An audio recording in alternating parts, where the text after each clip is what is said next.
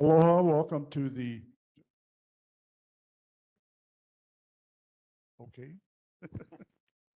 Welcome to the July meeting of the Waikīkī Neighborhood Board. At this time, I'd like board members to identify yourselves, starting with Jeff. Jeffrey Mers, Subdistrict 1. Tim Hike, Subdistrict 3, Chair of Public Safety Committee and member of Legislative Committee. Shannon Smith, Subdistrict 3. Ren Amu, Sub 2. Corey DeRazio, Subdistrict 1. Ken Jacob, 1, Subdistrict 1. Daniel Jacob, Subdistrict 2. Melissa? Melissa Felix, Subdistrict 3. Hi, I'm Lou Erdeshek. I'm the vice chair and I live in Subdistrict 2. Bob Finley, Subdistrict 2, and online we have Rolf Nordal, Subdistrict 1. Lisa Cabanero, Subdistrict 1.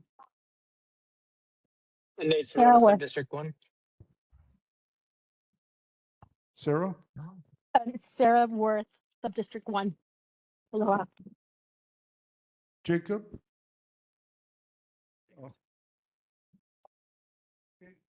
Jacob is having transportation issues. He'll be coming lately. Anson Wu is our neighborhood assistant, and Jordan is our videographer tonight. There were 2 errors on the agenda as I made a couple of blunders. I'll get to that in a little while. First on our agenda, we have the Honolulu Fire Department.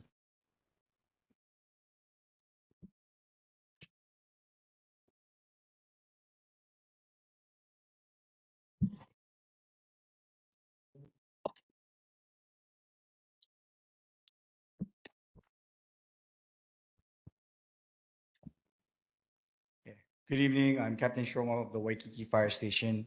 I'll go over the statistics for today's neighborhood board meeting. So for the month of July, the previous. So incidents, statistics for June, we had 1 structure fire, 0 brush fires or wildland fires, 2 nuisance fires, 1 cooking fire, and 23 activated alarms with no fire. As far as medical emergencies, we had 196 medical emergencies. We had 1 mountain rescue, 1 ocean rescue, and 2 hazardous materials incidents. The safety tip for this month is hiking safety. So some of the ideas or thoughts that you might want for going hiking is plan ahead, choose a trail that is within your skill level and stamina level for your visit. Check the weather. Remember to factor the rain, wind, and swell forecasts. Stay on the trail. Never leave the trail or endanger yourself for a photo. Bring a buddy. Ensure someone knows your plans as well. And watch the time. Ensure that you can return home before it gets dark. And that concludes. Any questions for the Honolulu Fire Department? Questions for the Honolulu Fire Department? Yes, Nate.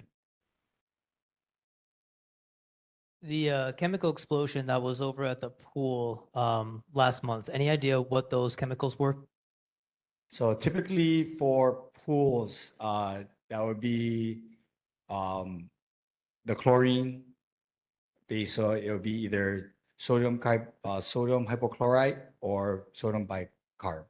So those are the most common chemicals used for pools. Along with that, you might have some other chemicals that they use for pools, such as phosphate cleaners and stuff like that. So those are regular chemicals that they use for either salt or not salt, but regulated freshwater pools. So they're common pools. So the hazardous materials incident team or our hazmat team company responded along with our engine and ladder to that incident. The hazardous materials team did their surveys, their plume modifications, so they knew what kind of safety zones that we needed, and then they went and mitigated the spill and the explosion. Do you know what chemicals specifically? I know you mentioned the ones that are general. So one would be that sodium hypochlorite, that chlorine that they use for the pool. And then that's common would be either the tablets that you see, but in this instance, it was granular. Yeah. Thank you. Jeff? Yeah, I see in here that there's a CIP budget line item for Waikīkī Fire Station improvements. Do you know offhand what those improvements are, or is that something I should follow up with the chair? That you can follow with the chair, but we do have continuous work orders that we put in for all stations. Waikīkī is one of the older stations, so things such as door, like our apparatus doors, the flooring have to be cleaned a certain way because we do still have some of those asbestos type tiles. So for our personal department, or for Waikīkī Station in particular, we have certain cleaning and procedures to make sure that the firefighters are safe in the living quarters and the apparatus area. So those are some of the types of improvements. Just kind of general maintenance. Yeah, roughly. general maintenance. Okay. good. I don't believe, I'm not 100% sure. I can check, or you could check. Oh, yeah, I'll follow up with Yeah, the chair. follow them. But I don't foresee like a new station or anything like that. It's not like how some of the other fire stations had Sure. major renovations and stuff like that. All right, thank you. Yeah. Members of the community, any questions for the fire department? Members online, I see no hands. Okay, thank you. Appreciate Good it. night.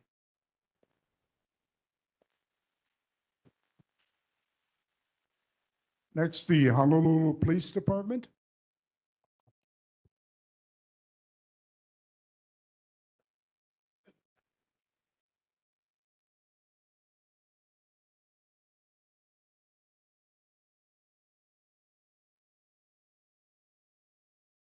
Good evening, Lieutenant Omrad, District 6, Waikīkī.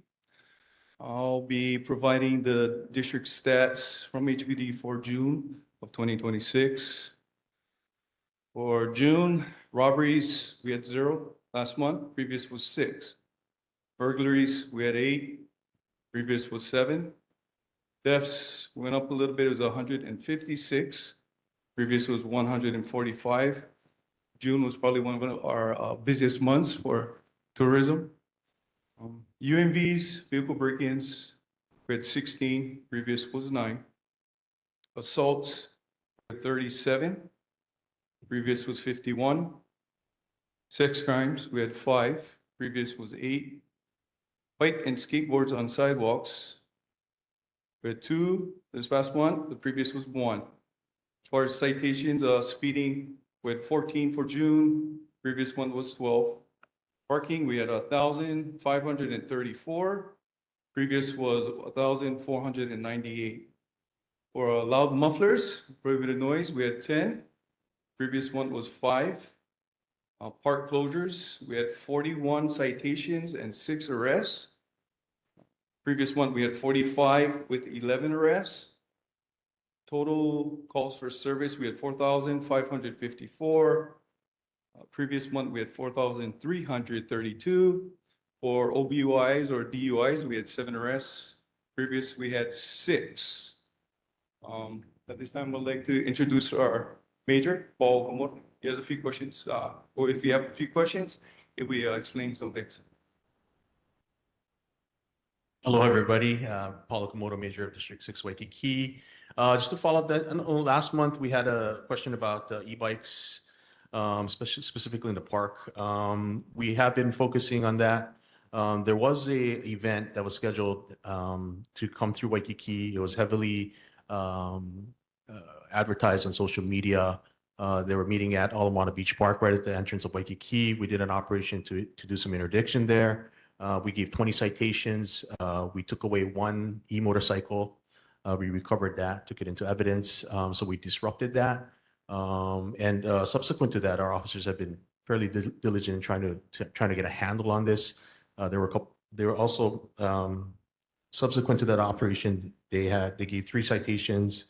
They made 2 arrests for driving without license and reckless driving, and also took away another e-motorcycle. So we're trying to address this. Waikīkī is such a popular place for them to cruise through, and it's very disruptive to our community and to traffic. But we are trying to do something about it. As I stated earlier before, it's very difficult for us because they run, and even when we did this operation, they just scattered throughout the park, driving crazy and recklessly. So it is a challenge for us, but we'll keep doing these things when we find out that these rides are occurring.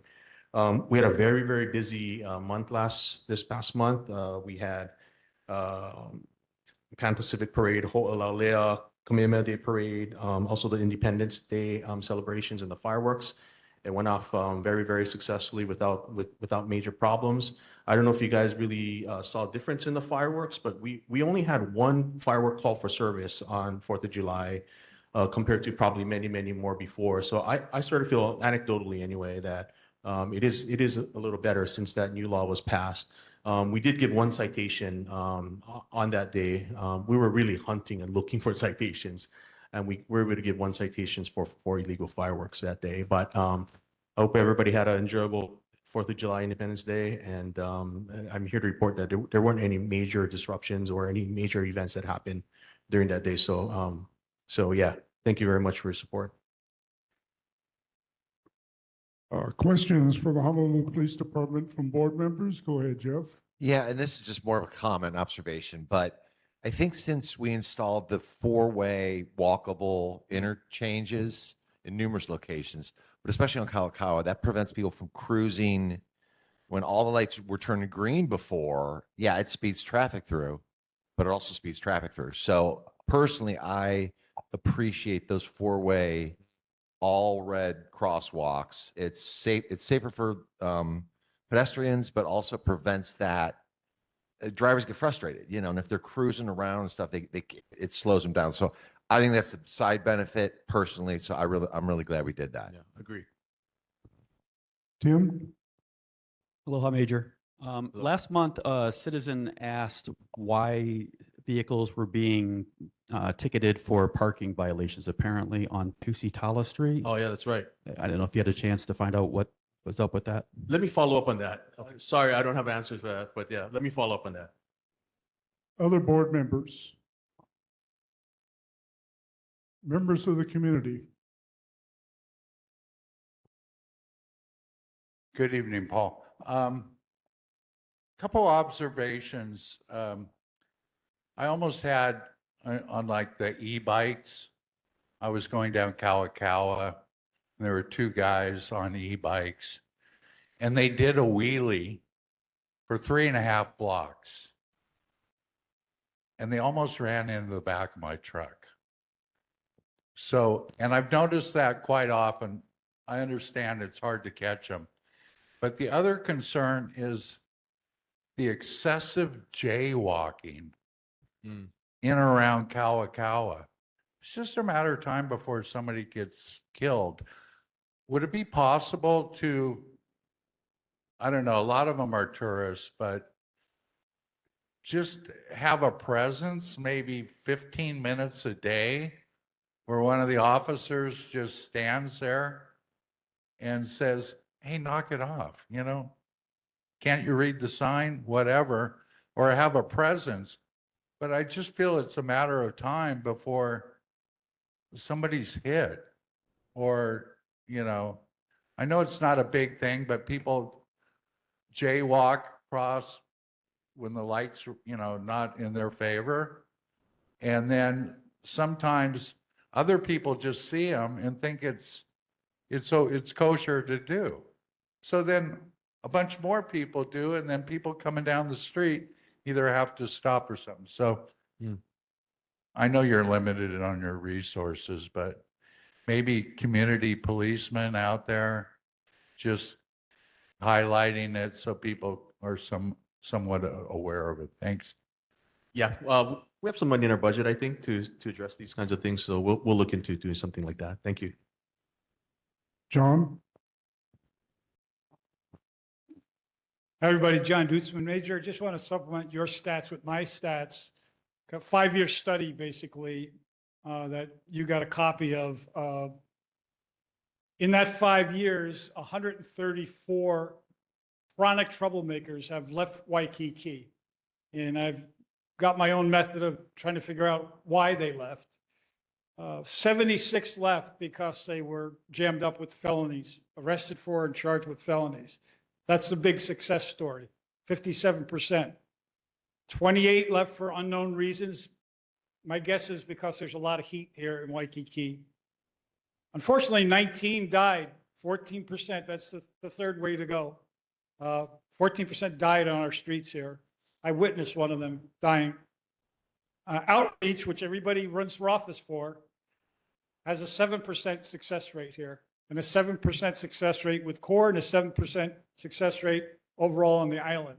So the least likely way to get people off the street is through outreach. The other methods are the ones that seem to be more effective. And of course, the death one is horrible. And it's, in my opinion, helped by the enablers here that want to keep people on the street. They have a right to be on the street, and they feed them and keep them here, and they don't get the treatment and the care that we spend hundreds of millions of dollars for. Thank you. Thanks, John. Lou? From our perspective, I think, we do the outreach so that they have an alternative, right? If we just do enforcement, it just hit that revolving door of just going in and out of jail. We do have to do the enforcement, and my hope is that they, through enforcement, they realize that they need help. They need to take services. They need to go to shelter. They should get treatment for the mental illness or their substance abuse issues. And so, yeah, thanks for bringing that up. But I think, yeah, I agree with you. Both are very important. Go ahead. Hi, Denise Boisvert. I want to say, wow, 10 mufflers. That's like a world record. Congratulations. My complaint this evening is about the Uber drivers who suddenly stop right in front of you on the Mauka lane of Kalakaua. And it's really not that far from your police station. They usually do it right at Kailani, right around there. What do you do about it, or do you notice it? Yeah, especially right by the substation where there's sort of that cutout where the tour trolleys are supposed to park, right? They stop there. Usually, unless there's like a no stopping, there's a no stopping, loading, unloading type of sign. We don't generally enforce that. So Just stop right in front of you. It's like right, yeah, cars, yeah, delivery truck. They sure. don't anticipate Yeah, yeah. things. So anyway. I think a regular taxi would do something like that. I know they're unmarked. They're not marked like taxis. The ride sharing, they're not. But yeah, we would treat them as the same as any other taxi. So unless there's a sign there that's posted that specifically says no stopping, we generally wouldn't issue a citation for that. Okay, thank you. Yeah, just looking at the numbers, there seems to be some consistency in the range from the last month to this month. But I was just curious because robberies were down to 0. So would you say that this was just a lucky month, or is it possible that it's unreported, or might there be no explanation necessarily for why that would be 0? Yeah, I have no explanation for that. Sometimes we get lucky. Sometimes it goes the other way. But generally, I think when we tackle the small stuff, right? We tackle the small crimes, vagrancy, other issues. Typically these statistics also fall. So our philosophy is if we handle the small stuff, the bigger stuff will come down. So hopefully that's because of that. Any other members of the community? I see nothing online. Major, thank you for being with us. Thank you, everybody. tonight. Thank you.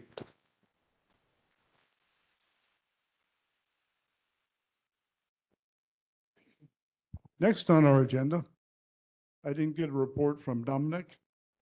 Election of officers, we do this once a year. We have elections of all of our officers. Do we have nominations for chair of the neighborhood board, of this board? Is there a nomination for chair? Ken? Nominate Robert excuse me. I nominate Robert Finley for chair. Thank you. Yes, Any sir. other nominations? Second the nomination.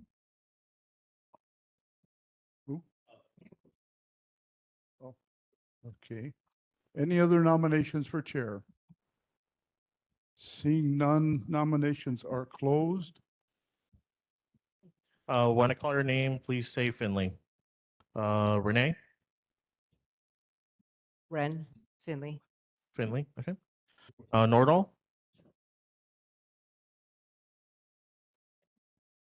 Try pressing the space bar.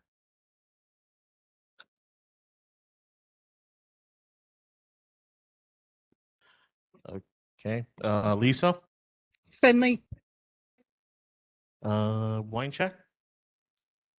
Oh, wine check. Chair Finley. Okay. D. Orazio?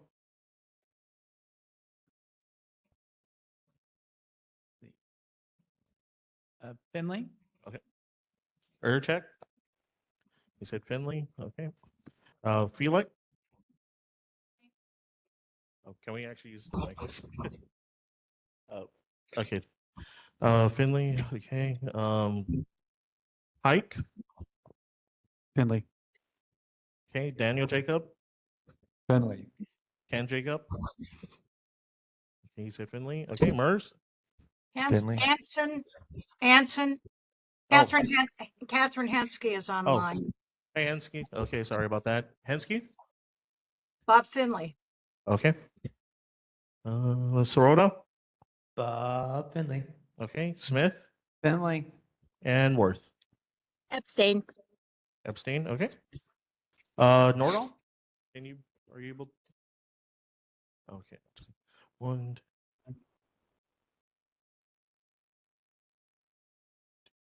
13 for Finley and 1 abstain. Yes, chair stuff. Thank you, I think. We have nominations now open for vice chair. Daniel? Chair, I'd like to nominate Louis Aircheck. Any other nominations for vice chair? Second. Thank you. Seeing no more nominations for vice chair, the nominations are closed. Okay, when I call your name, please say order check. Amu? Check. Okay. Nordall? Okay. Wine check? Jacob?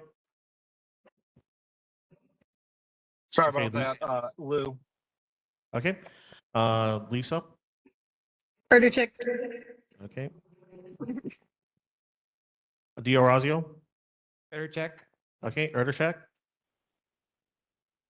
Okay. He votes for himself. Okay. Felix? Okay. Finley? Okay. You said Erdachak. Okay. 7. Hensky? Erdachek. Okay. Height? Erdachek. Okay. Daniel Jacob? Erdachek. Ken Jacob? Verticheck. Mers? Lou. Okay. Sirota? Lou check. Smith? Lou. And Sarah? Lou. Okay. That's 15 votes. He is still the secretary. Oh, vice chair, I mean, sorry.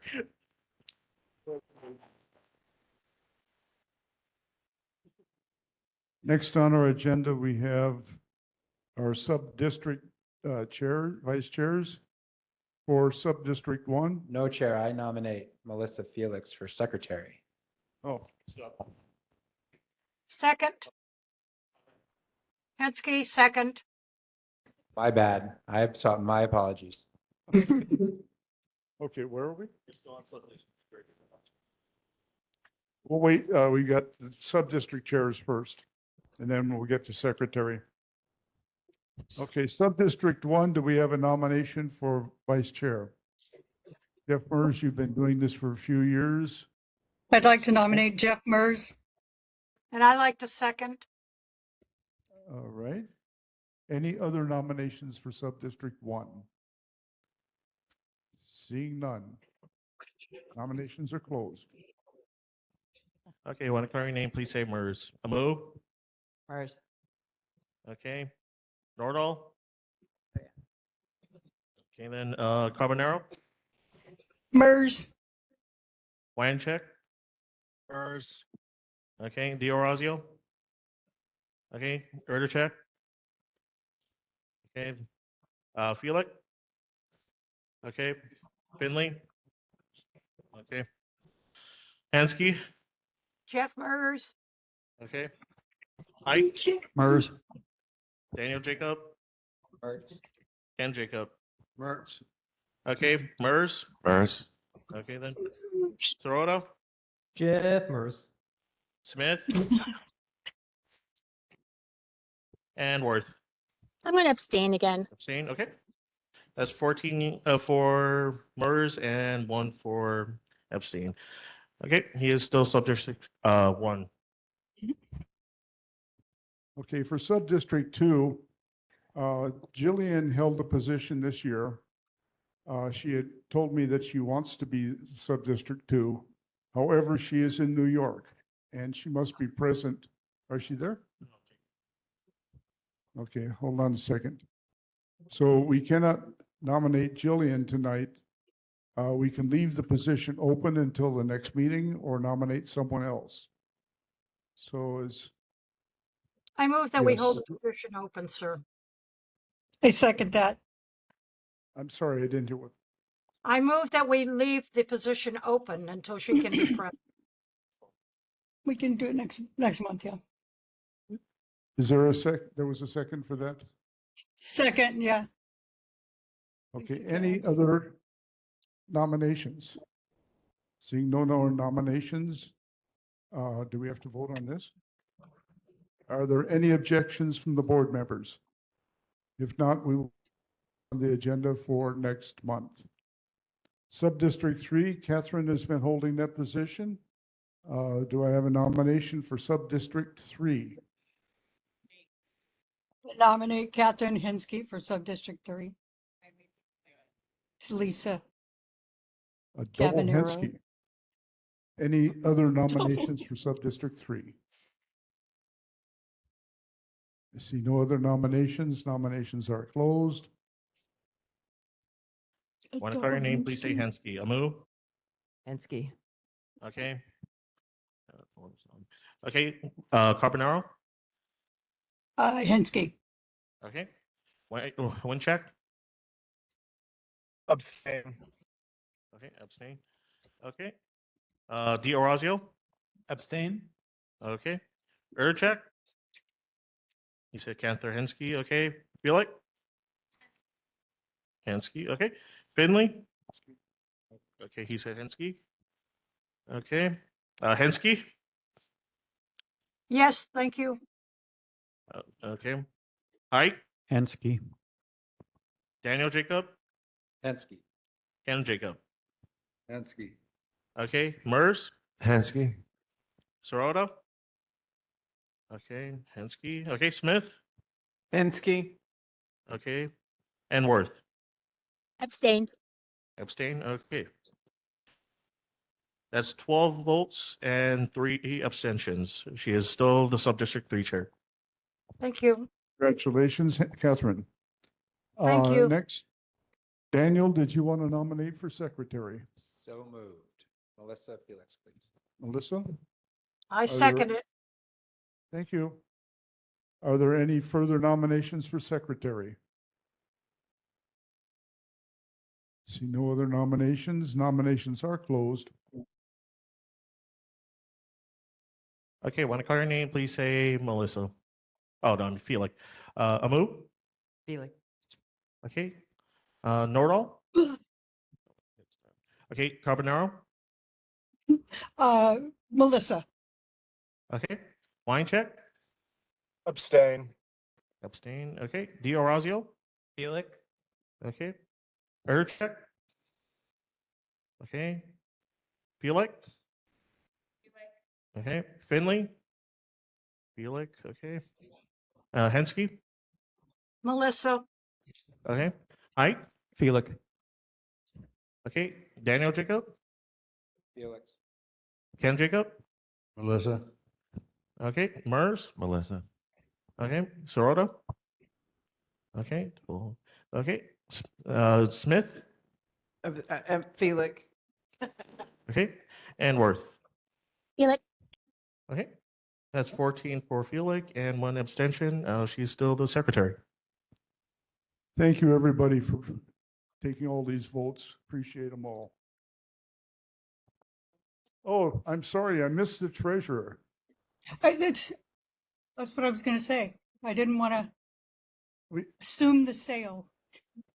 Let's On see, the- last year it was Lisa. Do we want to make Lisa the treasurer again? I nominate Lisa. Okay. Catherine. It's a tough position. Nominations closed. Okay, when I call your name, please say Carbonaro. Amu? Here. Lisa? No? Venero. Okay, wine check. Lisa. Okay, D'Orazio. Okay, Carbonaro. Okay, air check. Okay.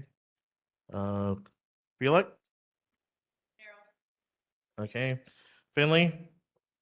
Okay, 7. Hensky? Lisa. Okay. Hike? Cabanero. Okay, Daniel?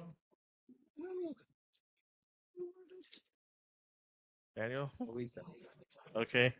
Ken? Lisa. Okay, Mers? Lisa. Okay, Sirota? Lisa, okay, third. Smith?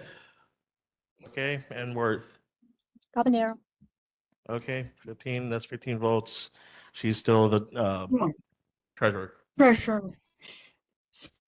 Okay, now I can say thank you, everybody, for all your efforts on this. Appreciate it. Next on our agenda, the only thing that we have to discuss is if we support the December recess, would still give us 11 meetings.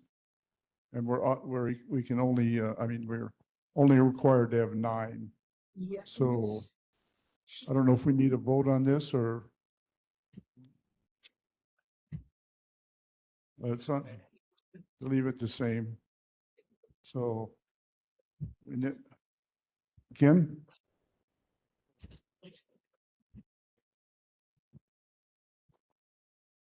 Like I said before the meeting, I wanted to make a motion for us to go back to ending the meetings at 8:30.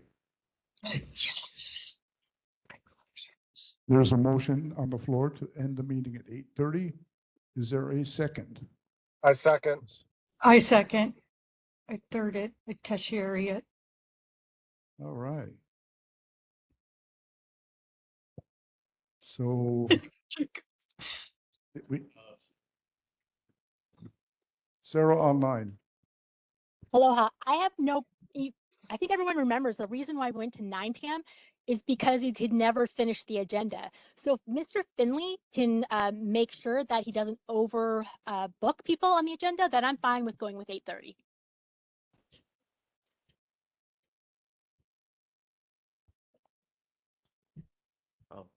Jacob. Jacob. Thank you, Chair. I just wanted to say that with our committees now starting to pick up some of the slack for the board, that, now is a good time, I think, to reel the meeting in a half hour now that we've got, some other options that not everything needs to be in the main meeting. Thanks. Good point. Greg, you had a point.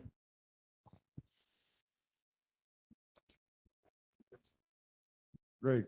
Yes. Aloha. Greg Misakian. Having served on the Waikīkī Neighborhood Board and also participating in these meetings as a member of the public currently, I still see that you're running late for most of them. I think you should keep it at 9 o'clock. And if the meeting ends early, if you're efficient, then you can leave. There's no restriction to end the meeting if you're complete with the meeting. So taking the half an hour away when you most likely are going to need it again, to me, doesn't make any sense. And that's based on observation and lengthy participation in these meetings. Mahalo. Thank you. Jeff? Yeah, I guess I'm on the fence, but what's the rationale for? I mean, it's currently a 9, and we do rush through stuff kind of at the end. So I just wonder do we think we'll be more efficient if we do 8:30? I don't think that's the case. I've been on this board 20 years, and we can truncate as much as we want the time limit. Then we just don't get the work done. But I'm on the fence. I welcome a compelling argument of what we hope to accomplish with the 8:30. I'm inclined. We're already here, so what's another half an hour? What's once a month? So I'm inclined to stick with 9. But tell me I'm wrong. I'd like to say that I think, after trying to get people to come to the meetings, a lot of the responses with the people that did know about it say it runs too long. Yeah, the ones that knew.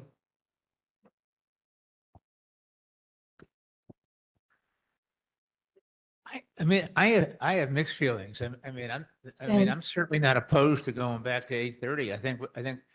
I think a lot of us feel that there's sort of like unnecessary conversation and people talking too long, and so maybe this would help get rid of some of that on the one hand. But there's a reason that we also went to 9 o'clock, was that I think we were finding that we were getting too crunched, and you do want to give the community time to give input, but I guess we're also finding that, okay, we went to 9 o'clock and somehow it's kind of the same thing, right? And it's like, okay, Yeah. here we are, now it's 9 o'clock instead of 8:30, but we're still, to me, the goal should be to try to get through the agenda. As long as if we can get through the agenda, that's what matters. So I'm not opposed to voting in favor of going back to 8:30, but the community center was kind enough to allow us to stay later. When it was 8:30, they were able to move it to 9. So I think, to me, the question would be, is it a hard stop at 8:30, or Christ, is it like in these soccer matches where they say, all right, give them 10 more minutes, we're almost wrapping it up, or something like that? Is there any flexibility that's built in there, or is this going to be a firm stop 8:30 no matter where we are, even if we don't get that's the question I have. I believe that Roberts allows us to take a vote to extend the time of the meeting if we have something critical going on. So in any case, we can do a vote of the board to continue if we have something going on. Like the last thing would be approving the minutes. So, Chair Finley. Oh, sorry, Chair Finley. Sarah? So I just wanted to ask you a question, sir, since you know more about that building. The problem is, it's not about us voting and allowing like 10 more minutes. Before, it was the building had to be shut down and the gentleman had to lock the place up. That was the reason we had the hard stop. So is that going to be the case still, or are we more flexible now? That's what I'd like to know. Thanks. His schedule is the 9 o'clock shutdown, the 15 minutes to tear down the place. So that's still part of it. If we get done early, he's happier because he can go to sleep. So we don't have to be done at 8:30? Like there won't be a hard shutdown at 8:30 then?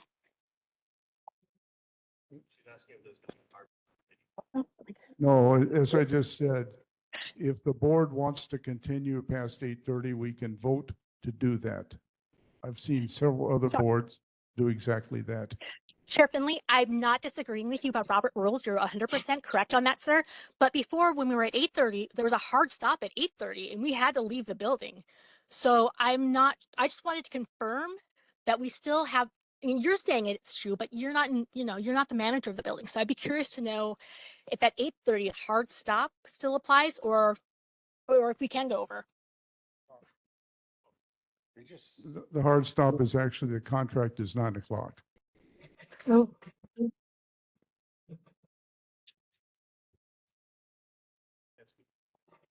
Yes.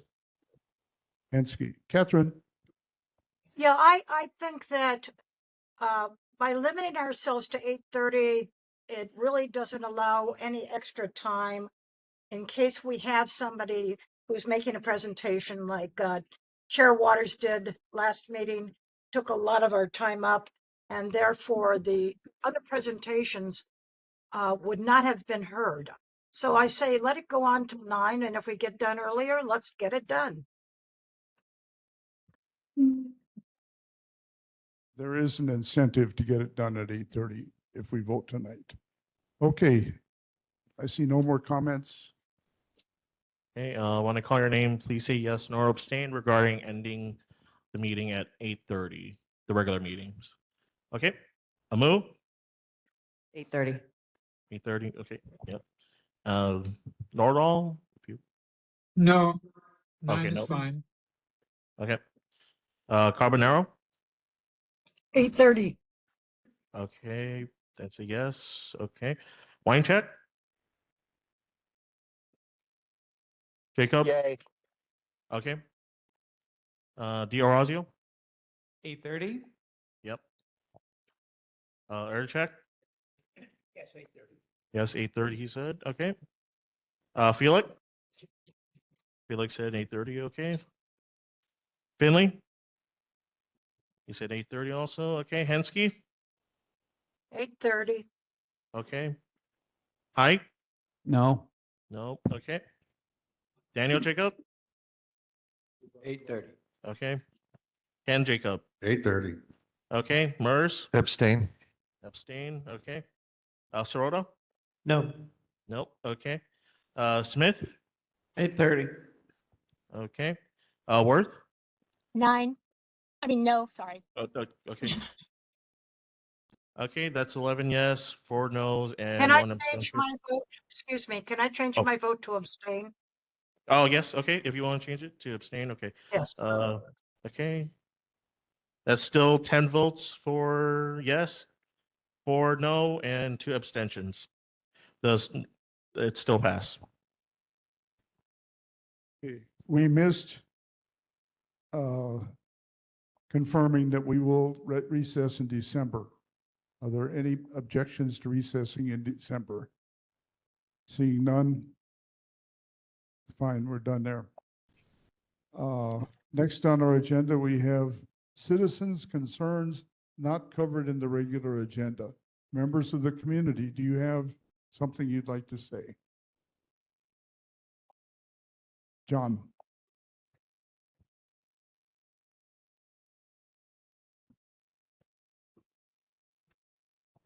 Yeah, guys, two things.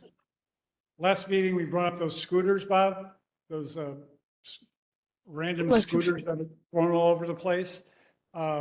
Something happened. I don't know whether it was you or me or the city director, the county director, but they gone away. And from what I understand, it's like a renegade operation. They just put these scooters all over the place without anybody's consent and with hopes that people rent them out and toss them wherever they toss them.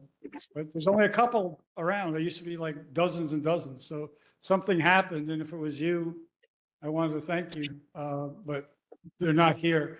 Second point, as far as the time of the meetings and all that, I wish there was a way to have a limit on cumulative time by some board members and from members of the public. Like, you know, you have X amount of time cumulatively.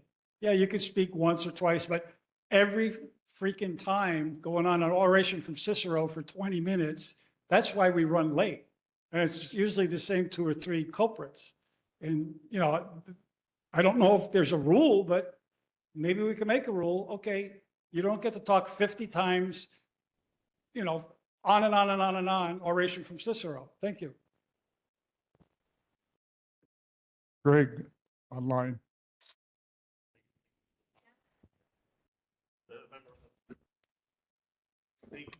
Aloha, Greg Misakian. Yeah, I think on the same topic of time and the meetings, if you could go back in time just a little bit to when you just made the vote. I don't know, I might have missed it because I'm multitasking some things this evening, but I don't know if, Chair, if you asked the public for their input as far as if they wanted the meetings to go to 9 o'clock or have enough time to be able to get the board agenda items complete. And I didn't see if you did or didn't, because again, I may have missed it. I don't recall that. But at this moment, I would say that these meetings are for the public. And the reason the time was extended after quite a bit of discussion and debate was because you weren't getting the meetings completed for whatever reasons. And a lot of it had to be, with the board's discussions back and forth, board members at the time, but it's public too. It's everybody. It should have stayed till 9. I do have concerns that this wasn't on agenda, that you're changing something in the structure of these meetings now. I do believe you have some flexibility for certain things, but I do feel that it would be more fair to have this on agenda, what you just voted for. And I would call that out. And I think you should, review, maybe the neighborhood commission can take a look at it. But I do think it's important that the public be able to speak. And quite often you have people coming from our elected officials that talk too long, and you don't cut them off. You just let them go on and on. So with that said, I have concerns with that. Thank you. Who else is on there? Laura Ruby. Hi, good evening. Two very quick things.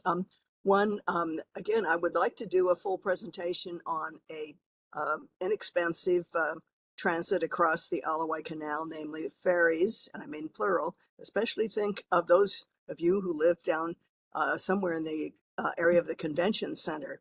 And this would be a way of reducing a lot of the tourists who try to cross over to get to the convention center in their cars and really jam up your all of your ways. I can go into much more detail, show you things about rising sea level would not affect anything, how it would be much more ADA effective, and so forth. But I have very short time to tell you. But here's the other thing. With the Macaulay Mo'ili'ili board, they have two things. One, they passed a resolution on fixing the Macaulay Bridge. That is to make it more pedestrian and bicycle friendly and get rid of all of the telephone poles and all the structures that you see on it as you're trying to cross that.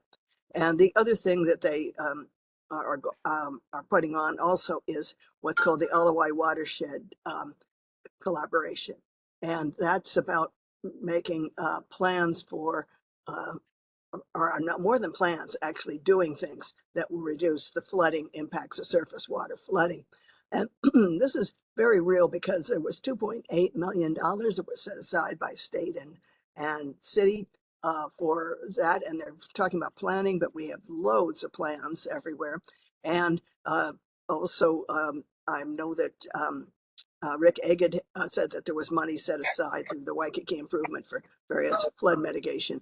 I really encourage you. What we did is we had committees set up that would be whatever you want to call them, transportation committees or flood, but you want to do bottom up, so you want to have something as I'm on a community meeting. to Thank say. you. I'm Yeah, sorry. I don't know what used 2 somebody else minutes. was saying, but the idea is you We want to used have the 2 your minutes. voice made Thank you. known. And that way you can do it through committee to on to resolutions or whatever.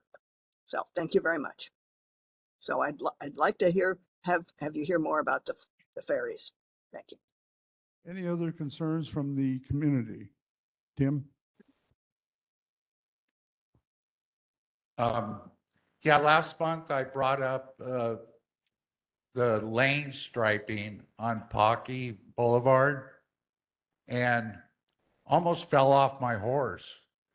14 days after we made the observation, the city actually striped the whole street. It looks beautiful. The quickest thing I've ever seen done in the city and county in 50 years. So that's a good thing. The second thing was the bathroom at Kuhio statue continues to be closed. I just got off the phone with the managing director, told him our concerns, asked him if he would elevate it up to a priority after so many years. He said he would. So that's a good thing. The other concern I had was we're putting in millions of dollars for sand restoration on our beach. And a couple weeks ago, I was down there and there was literally a ½ inch of sand all over Kalakaua Avenue. For some reason, they usually blow it back to the beach, but obviously it hadn't been done for a while. I think that we need to look at that, some kind of method of keeping the beach, the sand on the beach, instead of every 3 or 4 years dropping $5 million to put sand back on the beach. So whoever's got any bright ideas, jump up and down. Thank you, Tim. Any others concerns from the community? Don't see any. I don't see any. Where? Oh, please. Hi, good evening. Jason Liang. I just want to make some community announcements as we head into Super El Nino season that there is the Hawaii Hazard Awareness Resilience Preparedness that they provide training. I believe Aloha McGuffey did a presentation on resiliency hubs. So if you would like to receive some training or set up a resiliency hub in your community, you can do that by going to dod.hawaii.gov. And then additionally, there's the Civil Beat online forum for this city council district. It will be on July 22nd from 12 to 2 p.m. If you cannot attend or watch that forum live, you can sign up and they can provide you a recording. And if you have, rather than asking those questions online, you can also ask them to me in person. And the real property tax credit will be due September 30th. And just please be aware of that so that you can apply for it. Thank you. Thank you. Any further citizens' concerns? Seeing none, we will move on to the next part of our meeting. Board, I made an error on the agenda. I omitted the reports from the public safety and the legislation reports. With your permission, I would like to give Tim a few minutes to report on what's been going on with those committees. Are there any objections to get putting on for a few minutes? Go ahead, Tim. Thank you, Chair. First, with the Public Safety Committee. The Public Safety Committee did not meet since the last neighborhood board meeting. The next Public Safety Committee meeting will be on Monday, July 27th from 6:00 p.m. to 7:30 p.m. at the Waikīkī Business Improvement District office at 2270 Kalakaua Avenue. The topic will be prosecution, and representatives from the prosecutor's office and the Honolulu Police Department will be attending. The meeting will be in person, but WebEx will be set up so people can attend online. An agenda will be sent out approximately 1 week prior to the meeting. Regarding the legislative committee, the chair, Jillian Anderson, sincere apologies for not being able to attend a meeting tonight. She did request that I verbally read her written report so that everybody can know what happened in the meeting. On Tuesday, July 2nd, the Legislative Engagement Committee held its inaugural meeting at the Waikīkī Business Improvement District headquarters. At this meeting, the committee held a nearly 2-hour discussion on various issues. The first issue, Council Chair Tommy Waters' staff attended and provided an update on legislation that Chair Waters would like to introduce, setting noise, time, and location parameters on busking activities, aka street performers. As his office continues to work on a draft of this bill, our committee hopes in the near future to be able to bring this idea in a more finalized form to the board for review and ideally a vote of support when it begins to make its way through the City Council. Next issue was our committee addressed an idea being worked on by Trevor of the Waikīkī Business Improvement District that would allow Waikīkī to have digital kiosks displaying public service announcements, helpful information, and advertisements. This will ideally be a bill introduced I'm in muted next and year's the camera's off. legislative session. what's So our left on committee your will work, plate, Eric? will continue to work with Trevor to flesh out the idea and language before bringing it to the board by the end of this year. Our committee also discussed an idea that came out of the Public Safety Committee regarding the sit-lie exemption for individuals in wheelchairs and its impact on loitering. We await further information from the prosecutor's office on how best to address this concern. And again, Public Safety Committee meeting, somebody from prosecutor's office is going to be there, so we'll discuss that topic with them. Other topics of discussion included potentially better addressing the dumping of trash and fishing in the Alawai Canal, finding a better way to enforce against stolen and abandoned shopping carts, increasing the floor to area ratio in Waikīkī, imposing an additional residential tax tier for properties above $10 million in value, and limiting rents for low-income housing to 20% of gross income. At this time, our committee remains in the brainstorming phase and will be meeting again in the near future to continue to fine-tune some of these ideas as well as raise others for future consideration by our board as a whole.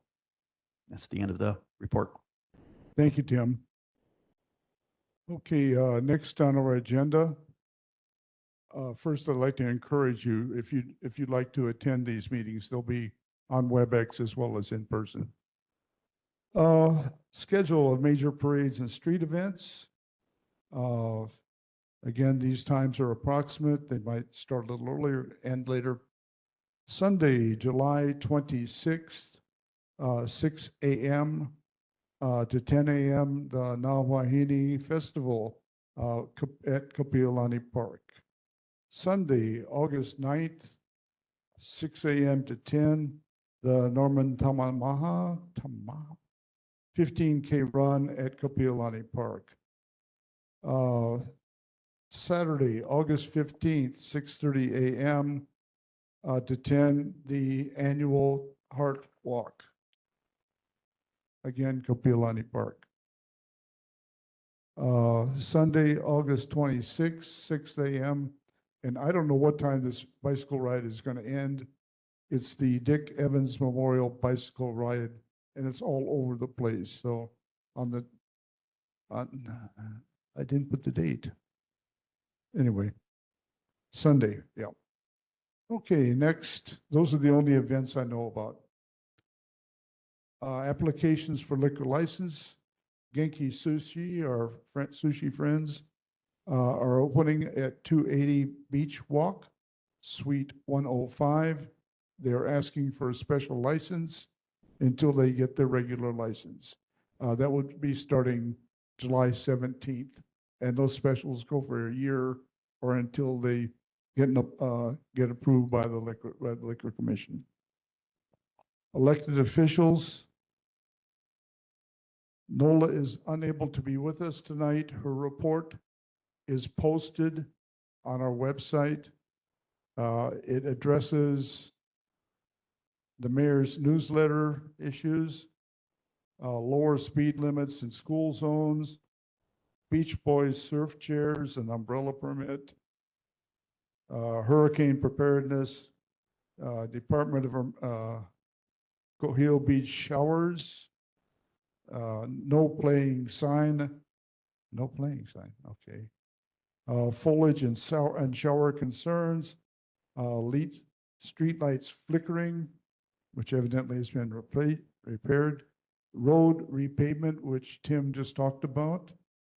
Lane replanting, discarded scooters, which John talked about, Honolulu Police Department information, and Alawai Bridge stipends, Alawai Bridge costs, and Alawai Bridge profile.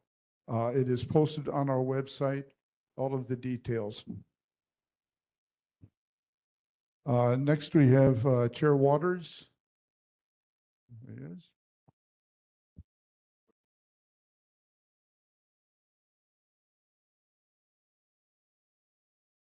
Welcome, Chair. Well, congratulations to you officers on election well won. I want to point out and acknowledge that one of our own here on the Waikiki Neighborhood Board was appointed by the mayor to serve on the Real Property Tax Appeal Board, and it was passed out of the Budget Committee unanimously, our very own Shannon Smith. So aloha. You did really well. It was kind of awkward because there was an administrator standing right behind her and almost like pushing her out of the way, right? So just aloha to you. But so next is full council, which I have no doubt that you're going to pass with flying colors. Yeah. Did you want to say a few words? No. Yeah, speech. Come on. Well, actually, would you tell everyone what you told the committee? Because I thought your answers were really good. Well, one of the council members asked me about, did I believe that if a building had better amenities and better different finishes, should it be valued the same as, or should they all be valued the same? Obviously, the answer to that is no. I actually got on because I'm curious as to how the process works, and I know it's super complicated, but I know there were some challenges with some of the workforce housing buildings that they got thrown into residential A, and I know you guys have settled those issues, but just looking forward to understanding the process and helping homeowners if they are caught in a situation where their assessments might be not in line.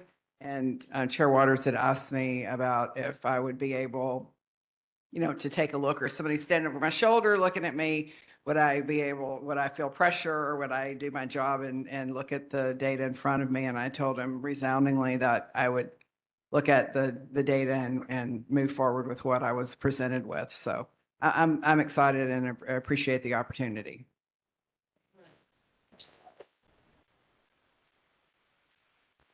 No, it's complicated, right? When we get our tax assessments and you think, what the heck's going on? Why is my property all of a sudden worth so much more? And we need good people like you to be able to ask those types of questions. And that's what I got from you today, which was great. And like I said, it was really awkward because the administrator from the real property tax department was like hovering right behind you. And it was just like, hey, I was upset, not at you, at him for standing there and almost pushing you out of the way. And he wanted to talk. And it's like, it wasn't about him. But anyway, so good job. Good job. I want to thank the legislative committee. I think you guys are doing a really good job. And I really rely on you folks for your comments about how we can make these bills work.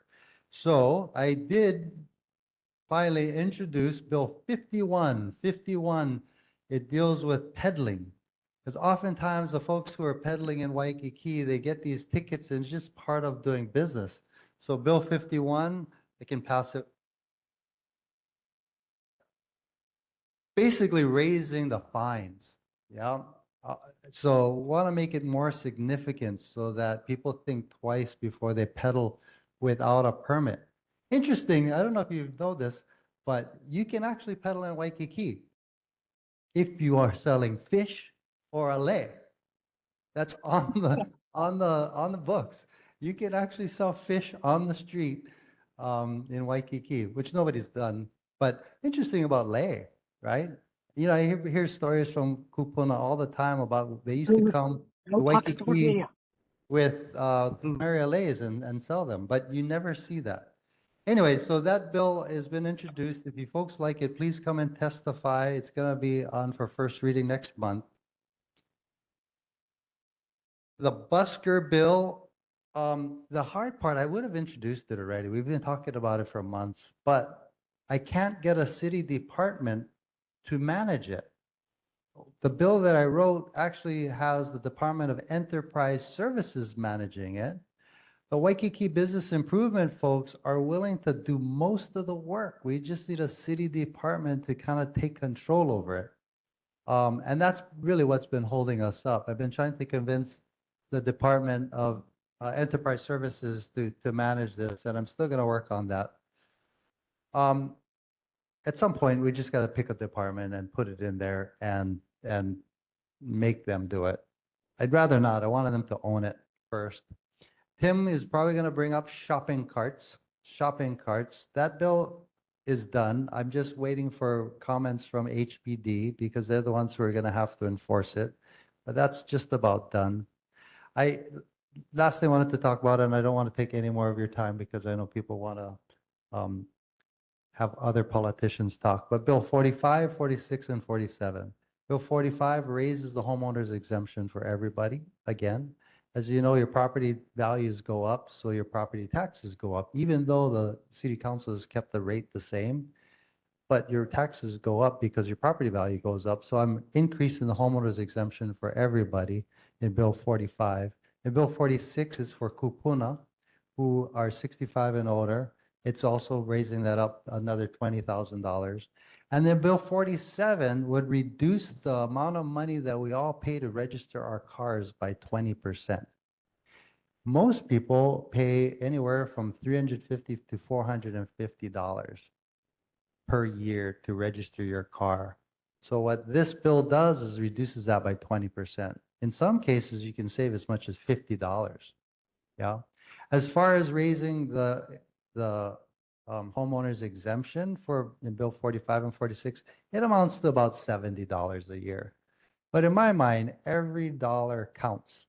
I did get a little bit of pushback from the Department of Budget and Fiscal Services who said, well, the city needs all this revenue.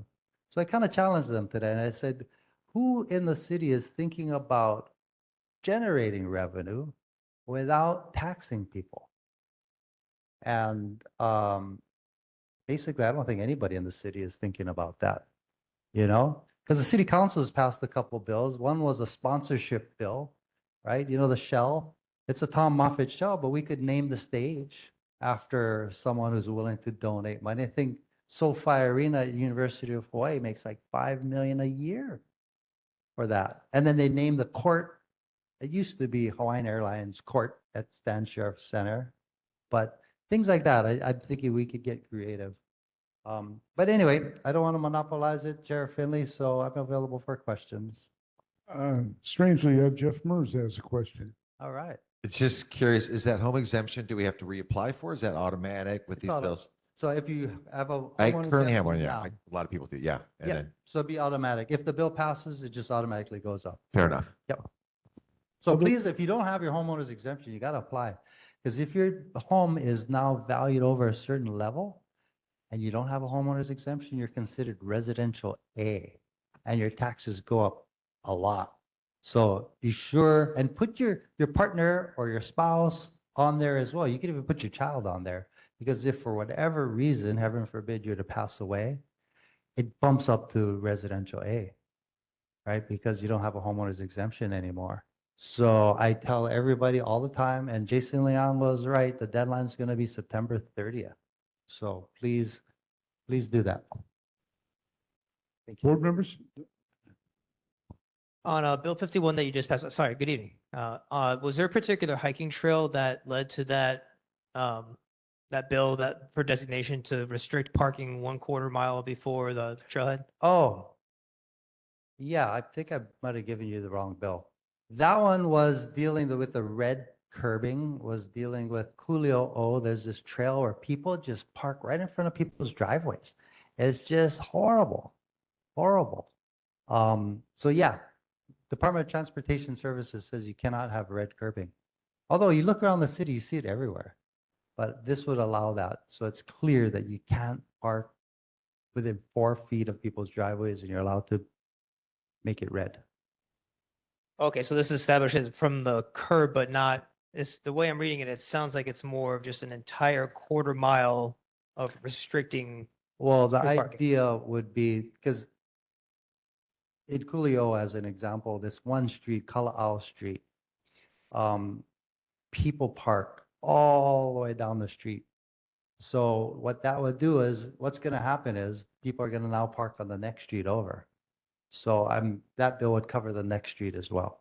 That's why I did the quarter mile radius.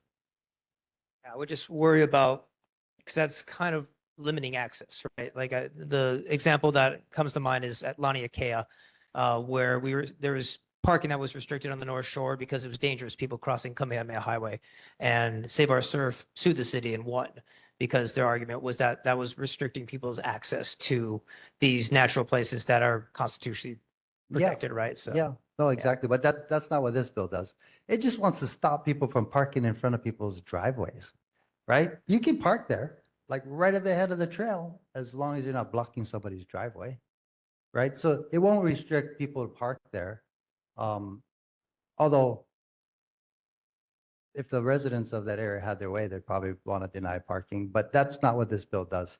You can still park there. It's just, it's really, really bad, when people block your driveway and then they use your hose to wash their feet and they leave garbage on the side of the road. It's terrible. But anyway, good point. no, thank you. Yep. Other board members, go ahead, Renee. Hi, Chair Waters. Aloha. Has there been any discussion regarding the homeowners exemption, rather than having September 30th activation date to be actually when it records? So then you don't have it the following year? Yes, thank you so much for bringing that up, because check this out. If you bought your home after September 30th,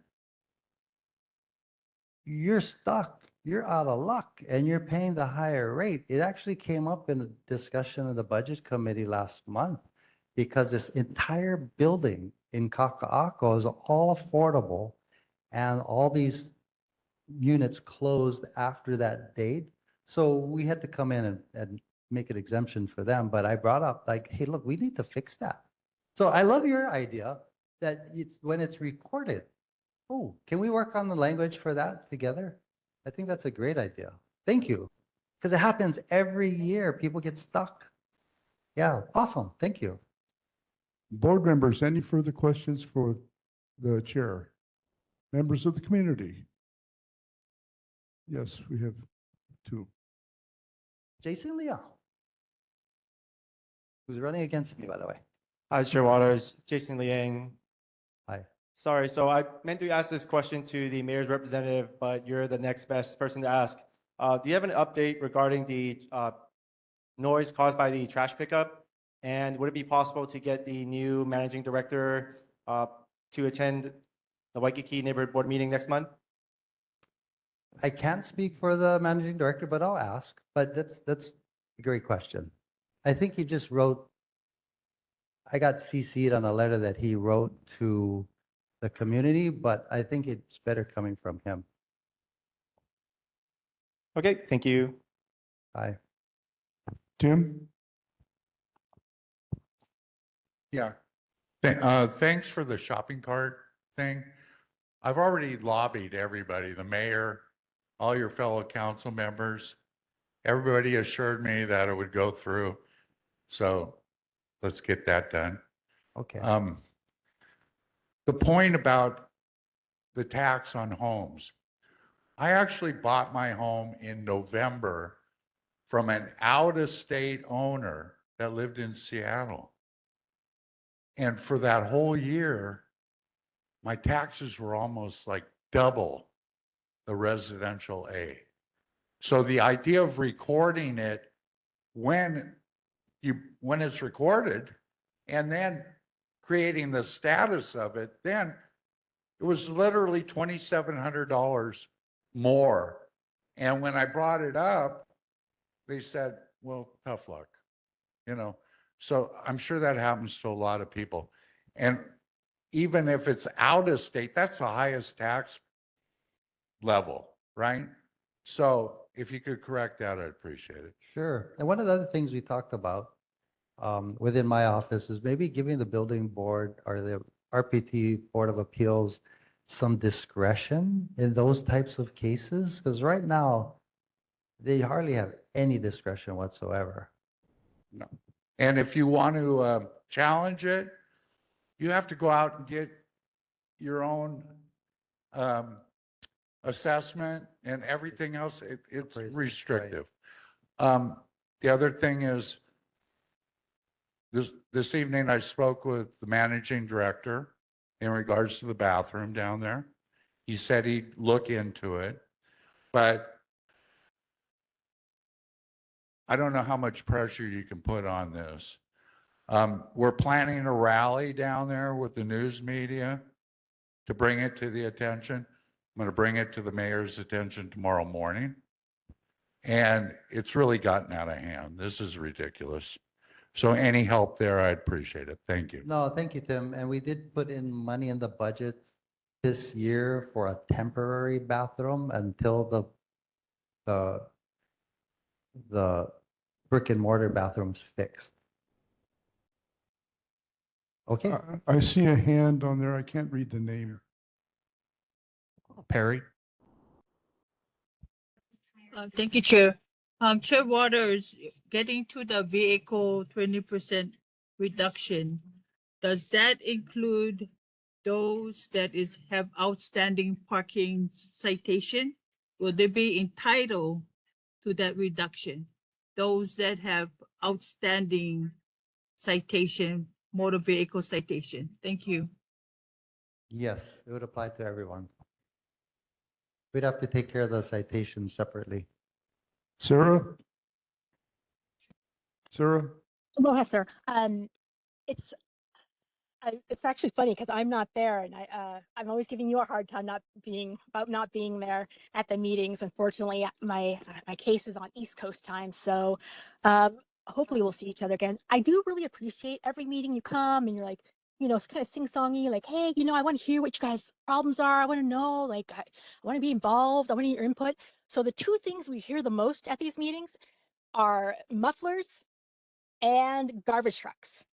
So could you put, like, in just 2 minutes, hopefully, succinctly, what have you done personally to make those things, to resolve those? Thank you. We did have a community meeting right here in this room, actually. I had the mayor come down here, the managing director come down, the director of Department of Transportation Services, and we all sat in the room, as well as we brought the haulers to come in and speak to us. And we tried to figure out a solution to this. And, the scariest part about this is when we saw the film that they played, where it was so dangerous for them to come during, like, even as late as 7 o'clock in the morning, where people would almost get run over and you could die, actually. So that was the scariest part. But yeah, so we did have a community meeting, and ultimately it really comes down to safety. That's why they go so early. But one of the things that I'm thinking of doing is requiring the garbage haulers to phase out the metal cans, right? Because when they slam on the ground, they make that loud noise. But if it was a plastic container, right, a really hard plastic container, that might solve the problem, right? I don't know, maybe we refer that to the legislative committee as well. But yeah, thank you for the question. Sarah, is your hand up? Yes, could you answer the second part, sir? I'm sorry, could you repeat the question? Could you answer the second part too, about the mufflers? Like, what solution have you, besides like meeting or anything like that, what concrete solutions do you have in action? Because we've been talking about these for years. Yeah, well, my feeling is that there's already laws on the books. We just got to get the police department to enforce them, really. They really should. Okay. And honestly, I don't have control of the police department. I can ask them to do something, but I can't force them to do it, Same thing, with those mobile tour guys. They're back, I got to work with Commander Okamoto to start citing these guys again. That's why I got a bill to increase the fine on peddling. Those guys, they're all over the place. And we're trying to get rid of them because they're taking money away from the guys in the brick and mortar who are paying property taxes, right? It's expensive. We all know who these guys are, and they're all over the place. And they're on wheels, right? So every time, the police come to cite them, they'll move over to private property. So one of the things I've asked the police to do is to work with the hotels and the private property owners, so that when they wheel their cart over to private property, the security guard can say, hey, look, sorry, you can't be here. And you're back on the street, and they can cite them. And they really should start taking these carts away, Okay, last question to John. Wasn't going to say anything, Tommy, but interesting story about the tour guides. Yeah. A tour guide came to reclaim his spot. It's like the tour guide mafia on the sidewalk, and the other tour guide objected.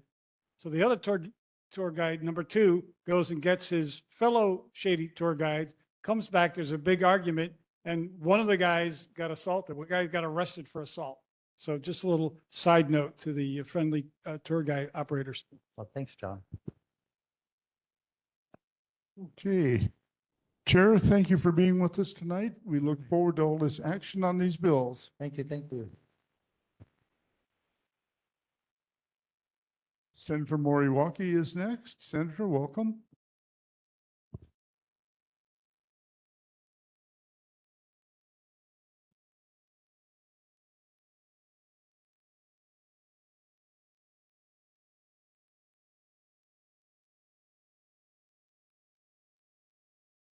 Aloha and good evening, members, and congratulations to the new officers and community. I just am reporting on some of the bills that were signed today, and they all relate to our elderly, our kupuna. One is, and I know we've had this problem in the community with a lot of people with dementia and Alzheimer's. They're walking around and we don't know what to do with them. We're trying to train the first responders. We can't get them. We had a bill, but it didn't pass to require training of our first responders. But in lieu of that, a big bill passed today and was signed by the governor, which is what they call the Hanai Memory Network. And it's to put dementia specialists in the community across the state, and also to provide for more public education and early diagnosis. And so we can treat not only the person with Alzheimer's or dementia, but also the caregivers and people who work with them, so that we can at least do some of the work that should be more preventive and help us in the community. Other bills that were passed, again, relating to older adults, but those who have no Medicare or no Medicaid to rely on. Health costs are so high that we really are looking at ways in which we can help our community. And when we all need it, to have some kind of assistance. So this one bill, which is called the Kapuna Aloha Bill, it was also signed by the governor today. And the third is looking at long-term care financing. It's so expensive, and I don't think the state can sustain all of the growing needs for elderly and the need for long-term care. We don't even have enough nursing homes, and we don't have enough assisted living facilities. So we really are looking at ways in which we address that. The population is growing quite rapidly. So those are the kinds of bills that we've worked on this year. Also, just to add what has been signed by the governor, Act 24 is the saving cuts that we gave you in 2024 continues. It will be taxing couples who make over $1 million at the high end of the spectrum. Act 31 provides for construction of resilient and transit-oriented infrastructure. We need the infrastructure in order to build more affordable housing along the transit line. So these are the kinds of things that we're funding right now so that we have the infrastructure to build housing, more housing. And Act 59 is for protection of certain reproductive health care services. Those are major bills that have been signed to date, many more to come. I just want to mention one thing on the backside of this, because we have had problems with the Alawai Canal, the Alawai Small Boat Harbor, and I've gotten many calls and emails about this, as well as Representative Tam. And I want to assure you that we are aware of it and we are working on it. There are a number of agencies involved. I think you had mentioned, Tim, that you're looking at enforcement. One of the problems, and I don't want to get too much in the water or the weeds is that there's the state Department of Land and Natural Resources. They do the waterways, the big ones, and the Alawai Small Boat Harbor. Then you've got the county that has the small streams, and there are 3 streams that go into the canal. There's Manoa, Waikīkī, and Pololo.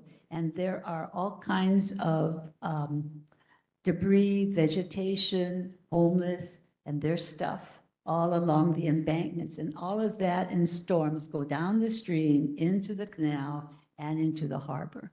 And we've been working on this for a couple of years. We have 3 things going. One that we need your help on because it's the enforcement part. We had a bill last year, for 2 years actually, to address the stream and the dumping. The state Department of Land and Natural Resources can do and close down bridges, close down anything that is hazardous to our health and safety, big waterways. The small streams are controlled by the city. And so the city can't close streams. They don't have that in the law. So the law that we had wanted to pass this year, which was lost in conference, both Representative Tam would like to reintroduce that, and maybe we can get more of your help in terms of testifying so that we can make sure that it goes all the way through next year. But it is an enforcement bill that's really needed by the city. And in fact, they wrote the bill and still we didn't have enough support to get that bill passed. But it will help them to close the streams to help us clean up the streams. We also have funded the Department of Transportation to put booms in the areas above the canal. So we stop the debris from getting into the canal and out to the harbor and out to the ocean. So that's another big project that the Department of Transportation is working with the UH School, or actually it's the College of Engineering. And we're looking at other jurisdictions, either nationwide or worldwide, that have sustainable projects or technologies that we could use. And we did appropriate something like $2.5 million to test out these pilot projects with the university. So those are all things that are not happening tomorrow, but they are in the works and should be happening soon. But I just wanted to assure you that we are working on it. Representative Tam and I are really making sure that we really get some things done on a more sustainable basis and not just when a flood comes, get the heavy hoists out and spend $20,000 cleaning up the stream each time it rains heavily. So that's project. And some of the other projects that we funded from the capital improvements area, $7 million for beach restoration, and we want to keep the sand there with groins and sand replenishment along Waikīkī Beach. Another $8 million, I think there's coral and all kinds of stuff coming up in the Ala Moana Regional Park. So we're helping the city. They fixed all the rest of the park, but we're going to put in the sand that's needed on top of the, I don't know, what's coral and gravel and, like that. And so some of the schools and Hawaii Harm Reduction Center and Read to Me are projects or organizations in the community that we funded to help us provide services that can serve us. So that is kind of generally, questions. Jeff? Yeah, I'll keep this brief. Thank you for your efforts this last session. Love seeing how much money's flowing, rightly so, into our community. Act 31, I don't want to get in the weeds. I'll go home and do my homework on this, but I'm just wondering, that's kind of a vague descriptor by design, but can you maybe give us an example, like transit-oriented development? I thought that would be paid by developer. I know it's very complicated, and I'll do my research, but maybe an example of who is the champion for that legislation, and what would be an example of transit-oriented infrastructure that this money would go towards, maybe? I think But I'm not sure. I quite frankly, I don't know.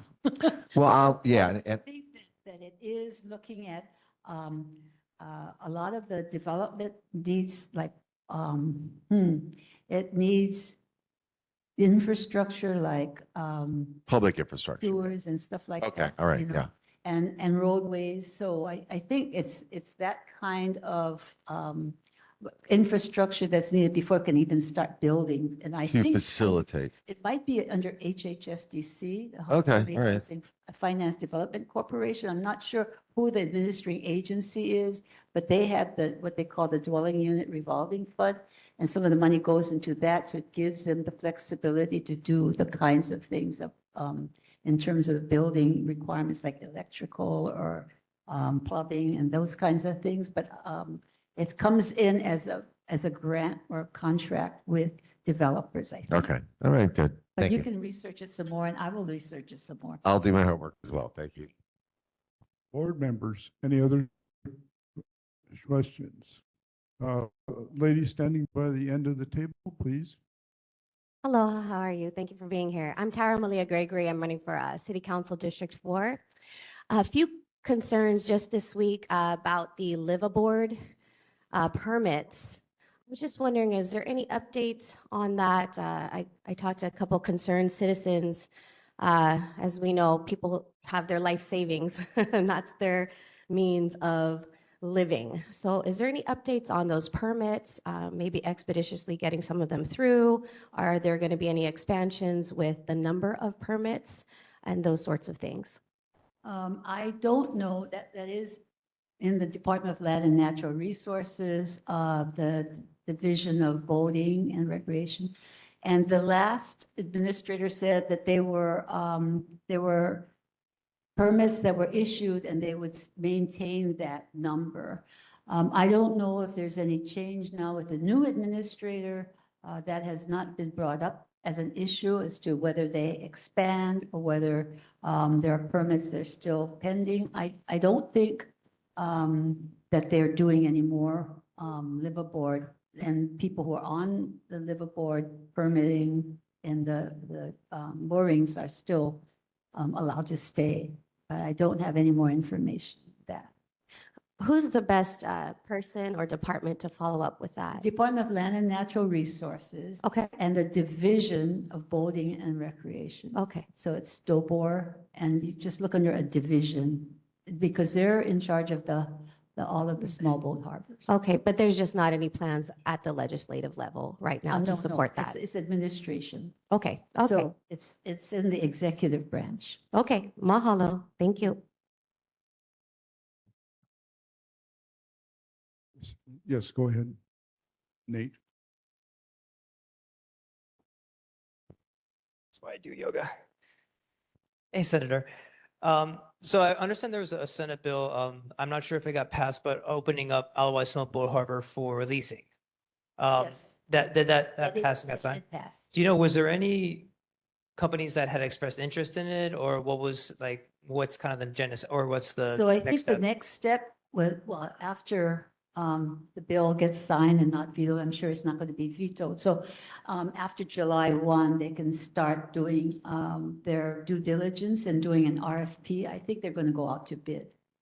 Yeah, that's the latest I know. And this is for a lease management company, so that I think there was fear that, oh, you know, they're going to raise the rents, raise their fees, or they're going to be taking over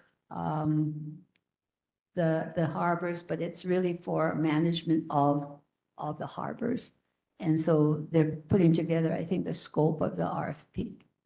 Management and like improvement, capital improvements and things like that? Everything, yeah. So, you know, like they'll take in the fees, and then with the fees, they will clean up the harbors and manage it and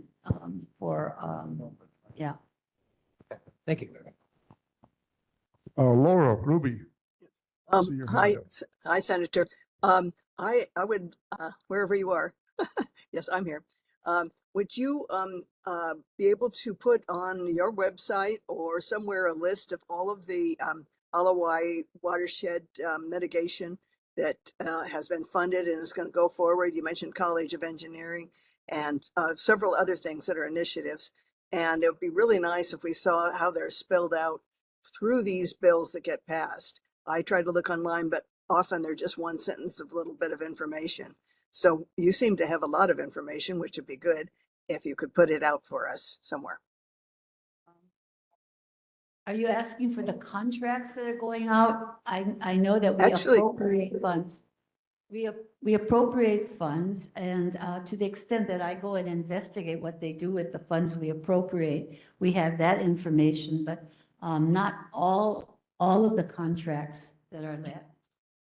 Well, So I will have those of which the district that I have overseen to be funded. I will look during the interim is what they're doing. So I can put that on the website, but it's also in my reports to the district. Yeah. Well, Thank you. Whatever you can do, it would be very helpful because a lot of things are going on. And I think all of us concerned on this this meeting and other meetings too would like to think that there's community input for what's going on. And that would be town halls or meetings or whatever that take place. Thank you.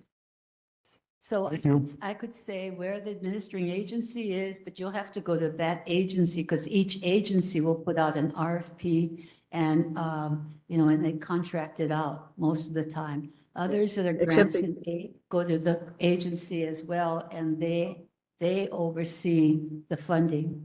So there are grants and there are contracts, but those are in the executive branch once we let the money. So the legislature, to let you know, the legislature just appropriates funds. We can kind of sit on some of the departments, but it really is in the executive branch that they give out contracts and they supposedly execute what we want them to execute. Not always the case, but that's what we hope they do. If I could just say one more thing, by the RFP stage, it's basically gotten out of the hands of the community. And it would be really nice if the community got in before that time, before the RFP goes out. I could ask, but it really is, again, separation of powers. We can give the money, but we can't be in there telling them how they actually execute on it. But we could certainly ask them to talk about what they're planning to do. But once you go out to RFP, it's a contract. So that is, how contracts go. They issue the contract and they'll close bids and they go through a whole process to make sure that it's fair and that, it's no favoritism involved. They just do the screening of it. So to that extent, I can tell you where the money's going, who the administering agency is. But as to how they do it and who they involve in it, that's really an administrative function. Okay, We have a last question from Greg. Greg, you have a last question? Thank you, Chair. Aloha, Senator Moriwaki. Greg Misakian from Zoom. Or I always say Zoom, but it's WebEx. I heard you mention Alzheimer's, and I missed part of what he was saying. I came in late for Council Chair Waters, but I believe he was talking about the garbage trucks, and I was just listening in as I came back into the apartment. That issue is not resolved with the very early morning trash noise. And it's not just the trash trucks, it's the pick up the garbage. It's the ones that move the trash containers, the scout trucks. And I know that you had some legislation that was put forward, unfortunately, that didn't address the scout trucks because there was a weight limit that was meant as the poison pill, I'll call it, so that they could not have to deal with the scout trucks. But with Alzheimer's, it's a known fact from a lot of studies that sleep deprivation or not getting a good night's sleep is absolutely a contributing factor to Alzheimer's. I know that the issue with the trash noise has impacted me personally, people in my building, and many in the community. And I would just like to ask you if you'll move forward with a better bill that encompasses also the scout trucks and everything, and please help to get it endorsed by other legislators. I was very surprised that they didn't at least move what was there forward and not make it a test, but make it an actual permanent bill. Because right now, these private contractors or private companies are not following the health department's regulations that are in place. So that's the next place I'm going to take it. But going forward for next year, if you would kindly help with that issue, I'd greatly appreciate it. Well, we continue to reintroduce bills that don't pass. We try to look at what the objections were on the bill that did not pass, and we try to improve on the bill. If people who are interested in the bill come forward with how we can amend the bill so that it is more acceptable to rural areas, especially. One thing that we did do was to confine it to a population of 900,000, and so we could constrict where it applies, so it wouldn't apply to, you know, if you're living in Puna or if you're living way out in Waikīkī where you've got public trash pickup. We have done all kinds of things to amend the bill so that it would pass for what our purposes are. So we continue to work on it. If you've got ideas, send it to our office. We will continue to massage it so that we don't water it down so much that it doesn't help us, but to the degree that we could get it passed. We continuously do that. That's what legislation is, you know. It's a continuous process. You don't pass it the first time. You'll be surprised if you got it the first time. But again, working with our colleagues, especially those who don't have our problem. And that's the problems with condominiums, because it's in certain areas, problem with trash and noise and congestion, traffic congestion. So we really need to work together to explain the problem. And we do that year after year after year. Yeah, and I would So- just to add, year after year, these people are suffering and they're having Can only negative. do what we can do. So, Thank you you. know, I I think, appreciate thank that. you for your comments. Yeah, I If just you want to have make any sure it gets suggestions, addressed. Send it Thank in to us. Thank you. Thank you, Thank you. everybody.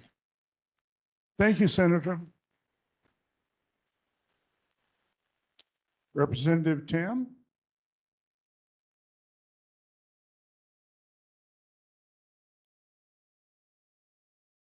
Hello, everyone. I apologize, but my printer broke, so I was not able to print out newsletters in physical form for you all today. But if you go to capital.hawaii.gov, you'll find not only the July newsletter, but also a PDF copy of the mailer that provided our 2026 session recap for all of you. That included bills that have passed. None of the bills that I highlighted in that were vetoed by the governor, so great. And a breakdown of the budget, as well as the funds both in CIP, which is capital improvement projects, grants and aids to the district organizations and projects here. This week, well, let's talk about the streams too. So the House has convened and established a stream task force, and I'm happy to say that I am on it. One of the reasons why I chose to be on this is because I have noticed that many of the streams that are pouring debris into the Alawai are coming from the Manoa area. So working with my colleagues, we're hoping to pass some legislation in the upcoming legislative session to address those concerns and issues, while also addressing any potential flooding issues that future Kona low storms can put out there.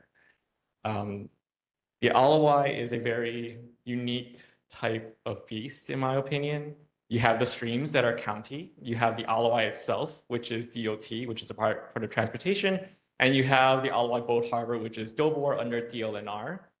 One proposal that I think we are moving really close to establishing is transferring the Alawai Boat Harbor to DOT. The DOT does have a larger special fund, so they can provide more fundings for debris cleanup and maintenance and repair. I also think personally that DLNR has a lot on their plate, so it would be nice to transfer DOBOR over to them, or our small boat harbors at least. This week, the governor also signed into law, and I was there for the bill signing ceremony, Act 191. This is an important piece of legislation for our district because it requires hotels and the operators to provide training on how to spot human trafficking. Human trafficking is very prevalent in tourism industry, and especially in our district right here, it brings a lot of extra organized crime.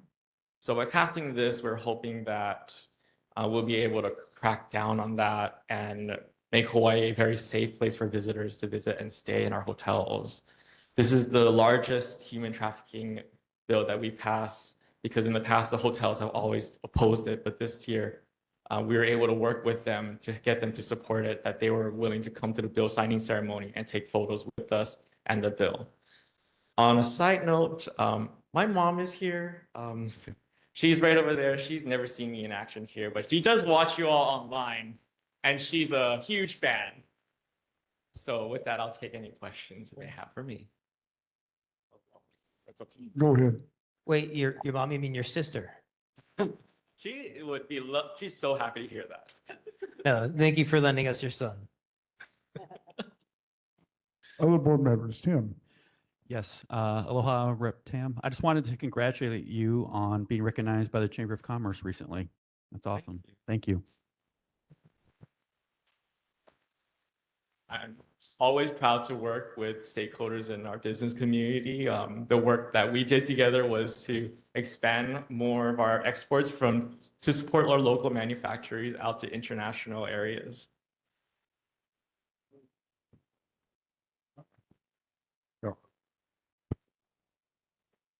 Aloha, Rep. Tam. Thanks for stopping by. I know it's been a busy session. I'm really glad to hear about the stream task force. That was one of the issues brought up at our legislative committee meeting a couple weeks ago now. So, it's been a challenge.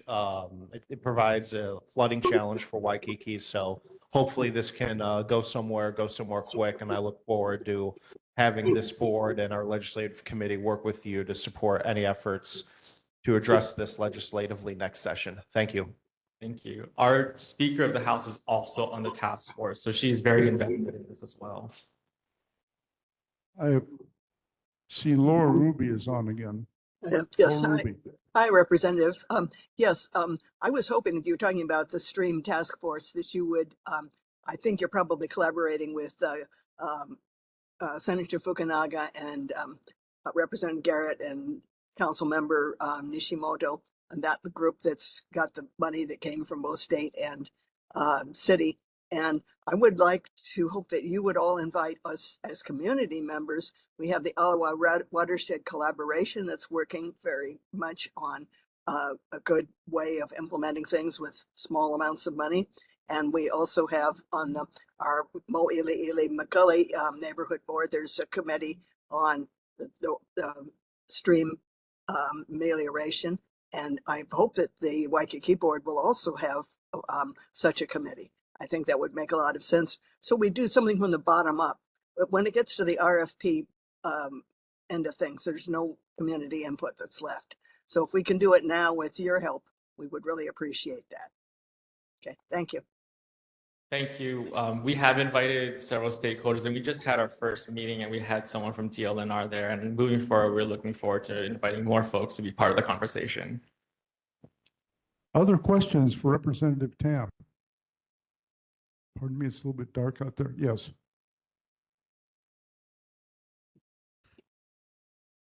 Aloha. I just wanted to just bring back up what I said previously with the senator. Do you mind just having on your radar the live aboard residents? Because it is a section of our affordable housing.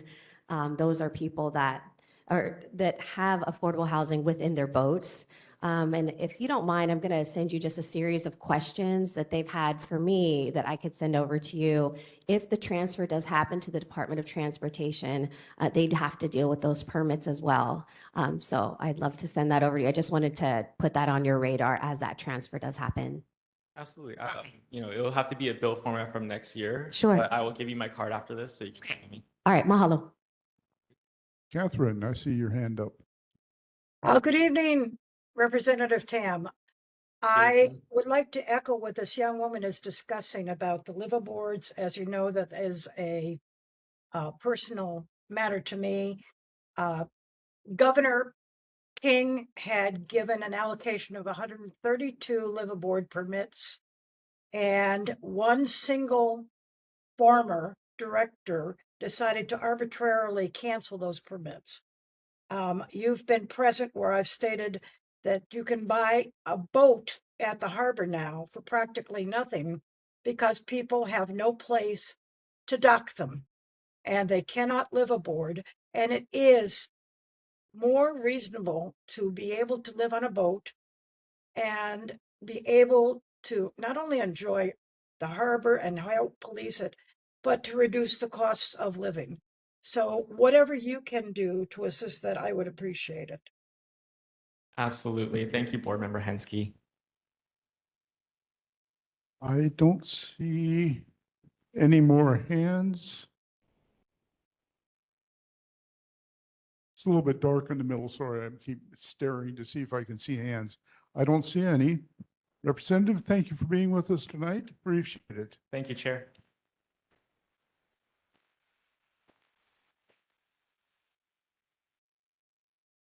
For those of you that were here last month, you know that Rick Eggett has retired.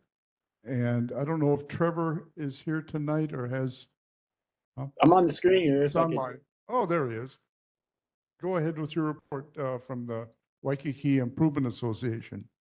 Yes, thank you guys. I know every single one of you, but this is my first time doing it from the WIA capacity and taking over for Rick Eggett. So appreciate the time, and I apologize for not being there in person. I had to assist my wife who had an event tonight with bedtime for our daughter. So that's why I'm here. She's down sleeping now and I'm ready to go. So, but in terms of updates, you know, we had an extremely successful 4th of July event with the fireworks.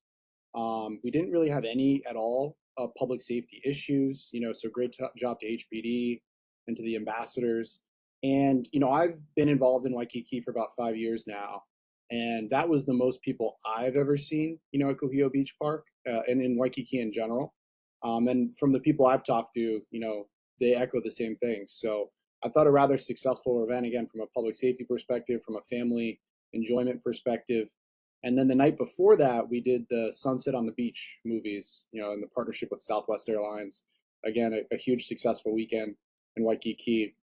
I think another update I wanted to give from some of the subsidiaries, you know, we have the BID, we have Waikīkī Transportation Management Association, and then the Beach Special Improvement District. But at the transportation management perspective, we're actually going to bring on an urban planner in-house on staff at WIA that's going to manage the transportation management aspect of what we do in partnership with the city and Department of Transportation.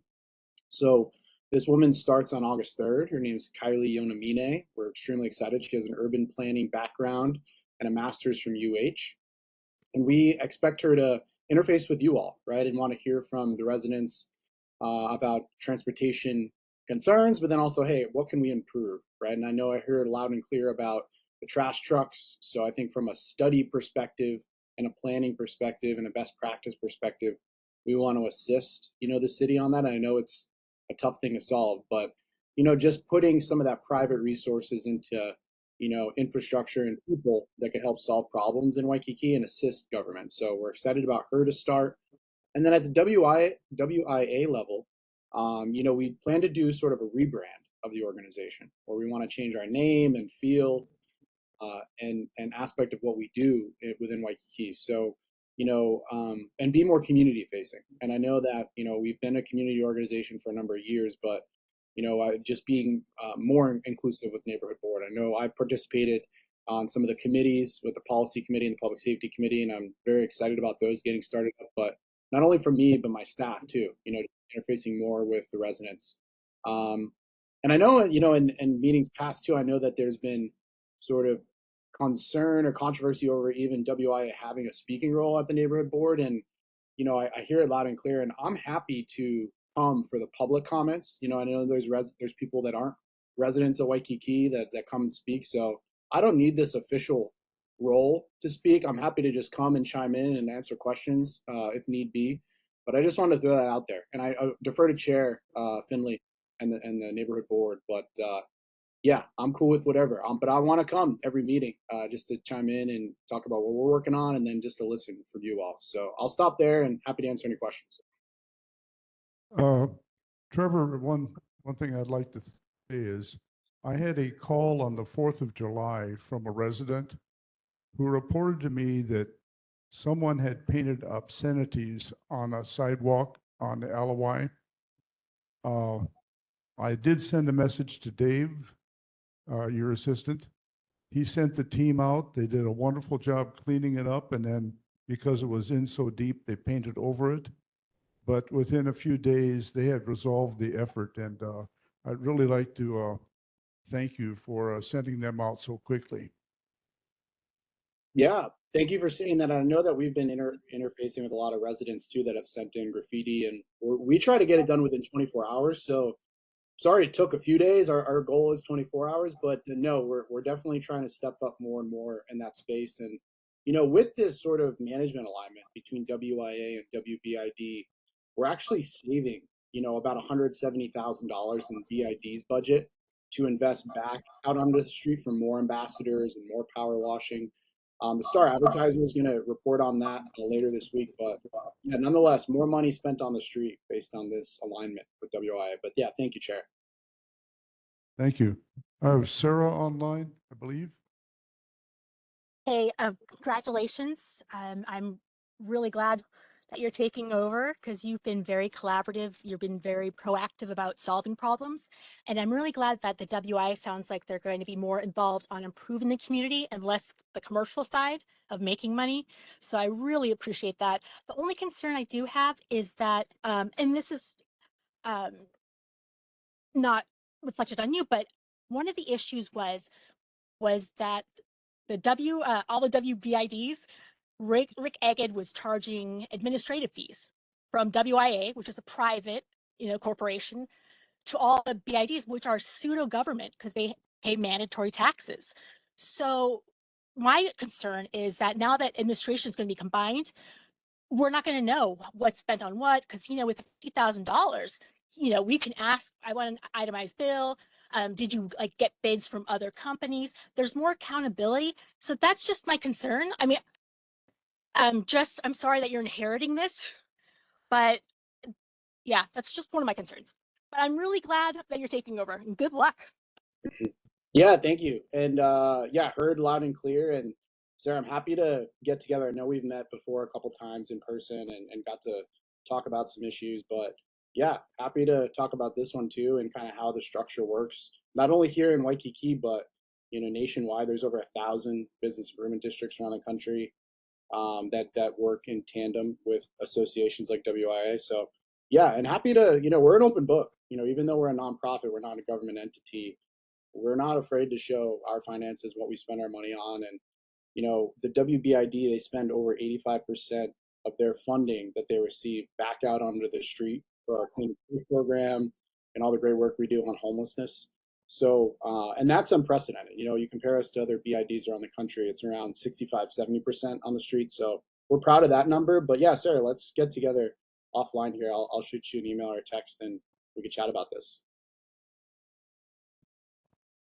Yes, go ahead. Hey Trevor, it's Nate Sirota. If you're a glutton for punishment, we'd love to have you come every meeting. You provide great substantive reports, and you're awesome to hear from. One question, Kylie Yonomini, is she the daughter or related to Mark Yonomini? I hear that's a great question. I know her mom works at Hawaii Electric. I know there's a lot of Yonomines on Oahu. I know that's a popular name. So, but when she is officially started on August 3rd, I'll have her come down to the neighborhood board and she could answer that question. I'm not sure. Yeah, that's the deputy director for our designing and construction department. So, wicked smart family. Yeah, there you go. We only hire the best, so they might be related. So. Last question from Laura Ruby. Hi, Trevor. This is Laura Ruby. I heard secondhand, Rick Egg had told Cyrus Howe of the Hawaii Green Growth and Hawaii Watershed Collaboration that you folks had provided a grant to the Hawaii Watershed Collaboration. were there any specifics that went with it? Do you have anything written out of what you had asked for in giving us the grant, or in some other way in which we could target things or follow up things in a better way? Yeah. Yeah, that is correct. We gave them a $50,000 grant to start convening the entire watershed, right? Just because the Waikīkī Beach Special Improvement District, we represent the entities within Waikīkī, and we thought Hawaii Green Growth would be a phenomenal partner, again, all throughout the watershed to help solve this problem. And I guess for the rest of the listeners and people in person, essentially the project that the Beach CETA and then Hawaii Green Growth want to partner on is cleaning out the Alawai, right? And Senator Moriwaki is really instrumental in this, and Representative Tam, to make sure that we have a clean waterway, and we want Hawaii Green Growth to help with the convening process, and then also, bring the stakeholders together that we don't deal with, right? So the grant was for these consistent meetings that we were putting together with them, and then also to do research on, what are the issues upstream. And I know that, again, Senator mentioned that some of it's on private property, some of it's public property, it's city and county, it's state. So we're excited to work with them. Again, I'm coming in fresh to this, and I did meet with the team at Hawaii Green Growth last week. But yeah, I'm excited for my first meeting. I'll have to check for you on what the specifics of the grant entail from a action item perspective. But I know it's we're in the preliminary stages of doing the work, convening people, because we want to make sure we hear from residents, we want to hear from businesses, we want to hear from community members. So yeah, I guess to answer your question, it's early in that process, but we could try to get you that information. Okay, yeah, and through Cyrus, and he'll get in touch with the rest of us on the steering committee. Thank you. Okay. Well, Trevor, thank you for being with us tonight. We look forward to working with you in the future. We'll see you next month. Yeah, thanks so much. Okay, now our featured presentation for the evening will be the project at 426 Ena Road. It's a affordable housing project, I understand. Gregory, are you there? Oh, there. Oh, all right. Good evening, Chair Finley, members of the Neighborhood Board. My name is Tessa Munekio Ing from Munekio Hiraga, and I work with Greg. And thank you very much for your time tonight to share a little bit about the 436 Ena Road project. So we have a brief presentation, and I'd like to start off by introducing the project team for this. The property is owned by the City and County of Honolulu Department of Housing and Land Management, or DHLM for short. And here with us tonight is the director, Kevin Auger. The DHLM selected EAH Housing to be the developer for the project, and Karen Seddon, Regional Vice President for Hawaii, and Project Manager Olivia Gurney are here tonight as well. And Munekio Hiraga is serving as the planning consultant. My colleague Greg McGoffna is helping run the slides for this evening's presentation. Sorry, Greg, if we could advance the slides. There's a delay. So this was the team that I just introduced, and we can go to the next slide. I'll talk a little bit about EAH. They were founded in 1968 and have a presence in California and Hawaii doing affordable housing. They specifically here in Hawaii, they've been operating for over 30 years and manage 39 properties, including the Ainahau Vista 1 and 2 property here in Waikīkī. One thing to note is EAH Housing both develops and manages their properties, so they're involved in the properties for the long term. And if we go to the next slide, talk a little bit about the need for this project. I think we're all aware of the deep need for affordable housing in Hawaii, but want to speak specifically to the need for affordable housing in Waikīkī. First of all, the housing stock here in Waikīkī is quite old. The median age of housing units is 53 years old. I think there's been one new multifamily project developed in Waikīkī in the last 5 years. A recent study by the University of Hawaii Economic Research Organization found that 58% of Waikīkī residents are rent burdened. That means they spend more than 30% of their income on housing costs. And of those folks, 32% are severely rent burdened, meaning they spend more than half of their income on housing.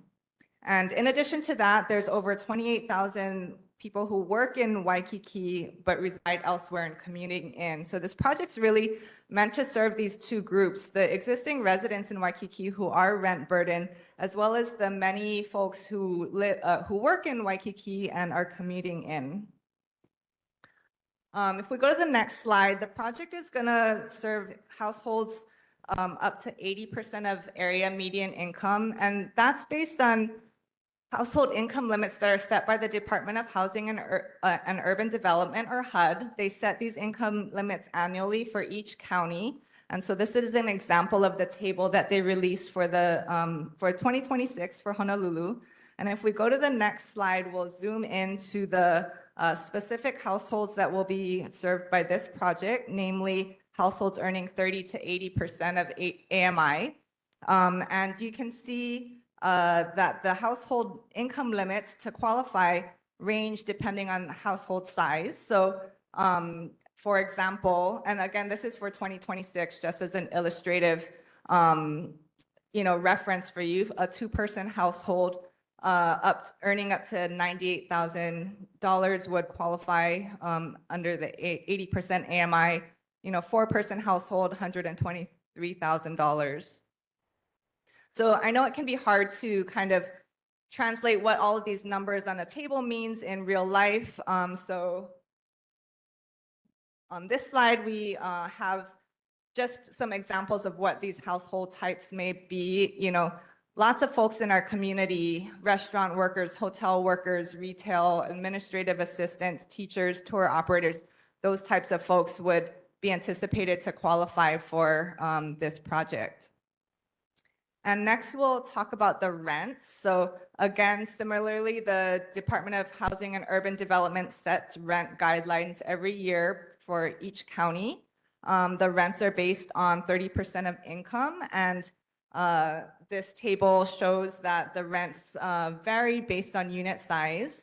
And if we go to the next slide, we'll zoom into the specific rents at least in 2026 for the households that would be served by this project. So up to 80% of AMI, studios, $2,100 up to a two-bedroom, $2,772. So rough approximation of rents, again, it'll be updated annually.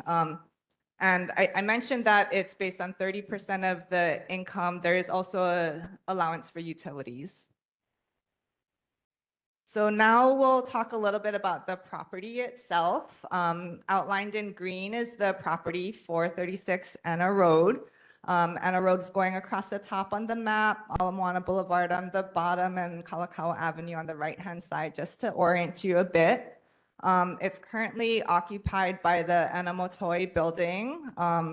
That's the building in red shown on the photo on the right. And I believe you were all informed last month at your meeting last month that DHLM is in the process of getting ready to demolish that building. Demolition permits have been issued and mobilization is underway. So if we go to the next slide, this just shows a little bit more of the project site in the context of a very transit and amenity rich neighborhood. So the green star represents the property, and the yellow buffer is a quarter-mile buffer, which roughly approximates to a 5 to 10 minute walk.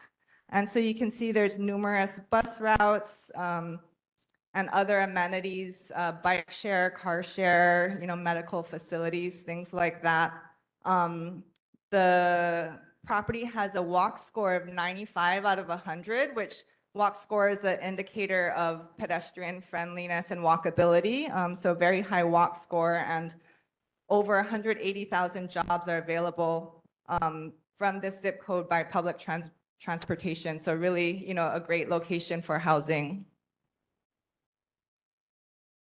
Okay, so the EAH housing is in the process of negotiating a pre-development agreement with the city. So this is all just very preliminary information, and additional due diligence and studies are gonna be forthcoming that will help to refine the proposed development program. But preliminarily, the project is looking to provide 75 to 125 rental units. The goal is to maximize the number of rental units, but it is going to be dependent on the due diligence studies that will be conducted. It'll be a mix of studio 1 and 2 bedroom units, again, serving households up to 80% of AMI or area median income. And amenities will include a bicycle storage, community gathering spaces, and a shared laundry facility. One thing to note is zoning does not require any parking for this site, any off-site parking. And with such a small lot and a site-constrained lot, 6,000 square feet, it's really difficult to fit parking here. So one loading stall will be provided, but because of the amenity and transit-rich location, no on-site parking will be provided. Let's see, next slide just talks about kind of the preliminary schedule and next steps. The next few years will be spent in planning and pre-development. As I mentioned, EAH is currently working on a development agreement with DHLM, and DHLM is going to host a public hearing on that sometime in August. A notice of public hearing will be published in advance. And in addition, entitlements that are anticipated include a 201H approval, which is a land use approval for affordable housing projects. Construction will be roughly 2 years, 2029 to 2031, and occupancy to follow. And we'll conclude the presentation with some renderings of the project. So this first slide shows a street view from Anna Road. You can see the loading stall there. The next, I should mention that these renderings again are preliminary because, you know, the project's in the very early planning stages, but intended to give you an idea of what the project may look like. The next slide, if the project's able to accommodate the 125 units I mentioned, it would be approximately 29 stories. That's within the height limit of 350 feet for the area per zoning. So these are just a few other renderings of the building and the surrounding neighborhood. And that concludes our presentation. Appreciate your time and available for questions if the board has any. Yeah, Tessa, good seeing you. It's been a couple of years. Yes, yeah. I'm glad you're on this, your firm's on this project. Thank you for, you emphasize, which is not emphasized enough, the walk score, transit use. Cars are a huge expense for folks. So if we can put them in a walkable community, they're going to save a bundle. So I get it, and I'm glad you emphasized that. I like that you also said EAH builds and manages these facilities. I used to live on Tusitala next to the one that you guys built and managed on Tusitala years ago. I've never heard anything bad about it. It's obviously well run. It fit in well. You get to good. So I'm glad to see you guys are involved as well. Tessa, you also said this complies with FAR. No variances are required. It's a tall building, but it.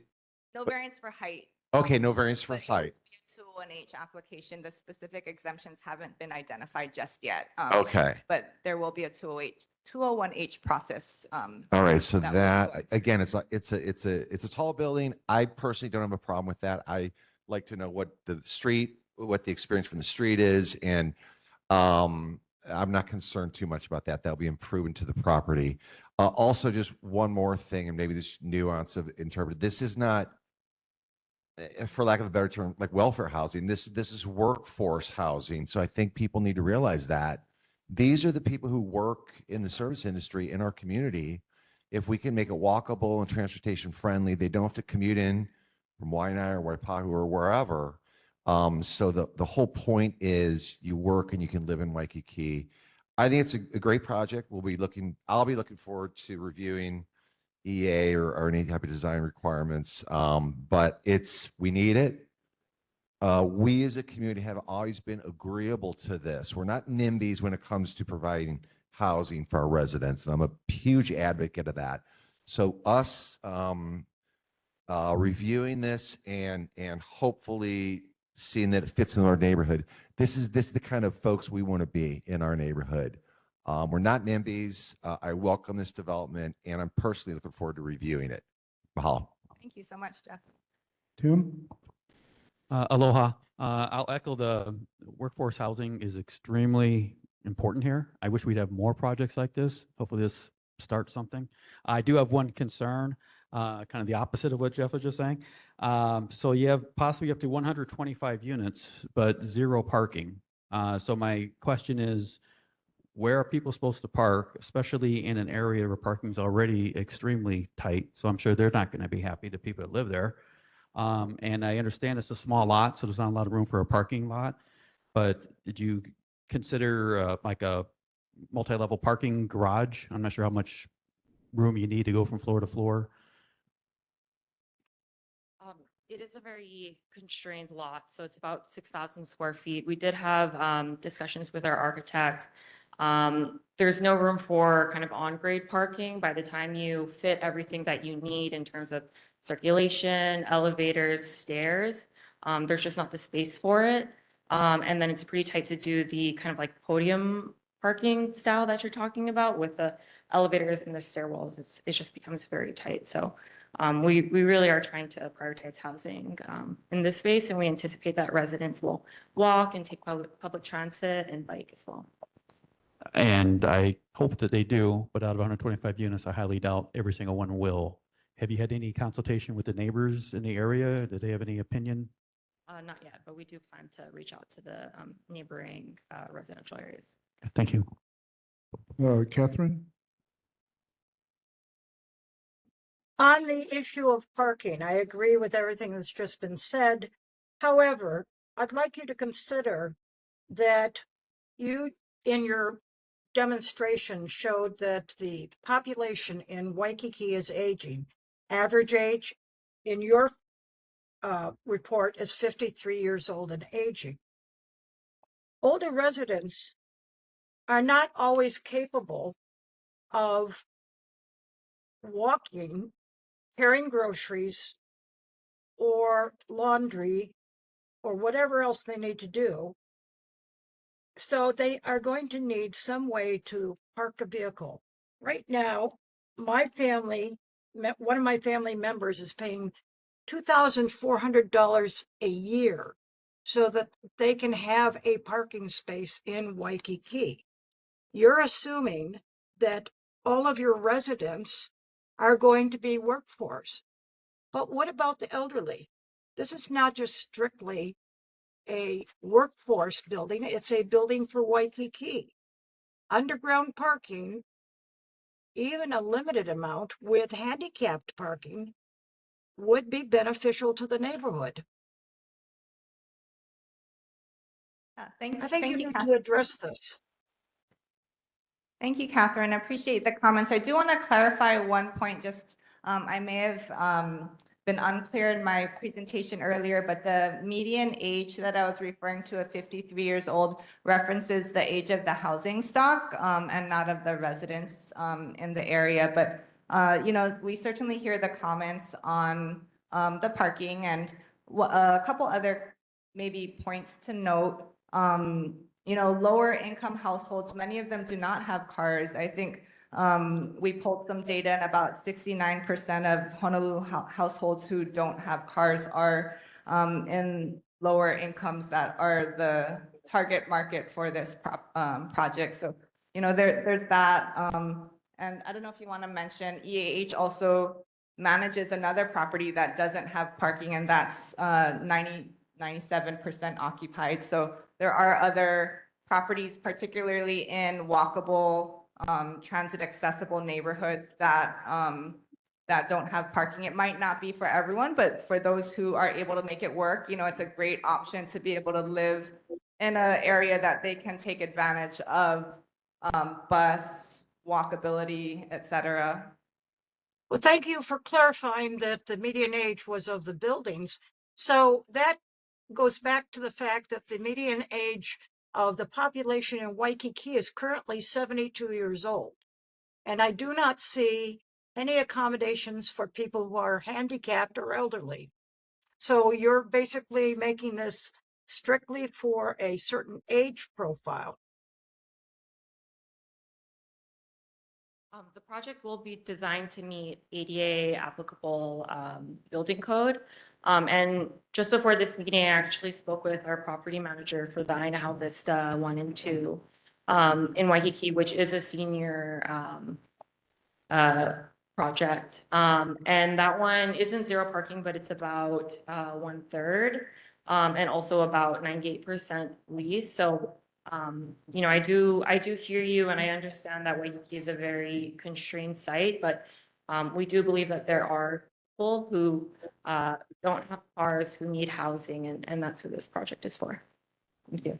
I would wish that you would consider a population census of Waikīkī and address it to the needs of the actual Waikīkī residents, which are, as you've shown, 58% rent burdened, some of them severely. And this is just adding to a further cost that they will have to incur in order to park a vehicle. Let's say that they work downtown. Not everybody can take a bus. And that, again, goes back to their bringing groceries home. Visitors, how can anybody visit you if they can't find a parking space? I think this is ill-advised, and that's my opinion. Thank you. Nate?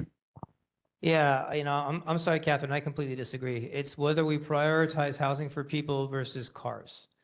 People, we need housing in Waikīkī. That's my neighborhood. I walk past that building every day when I walk my dog. It's been plagued with graffiti. I'm pretty sure there's squatters inside of there. This is absolutely welcome, in my opinion. There's a lot of mobility options that are going out there. As a city, we are trying to get away from being so car-centric.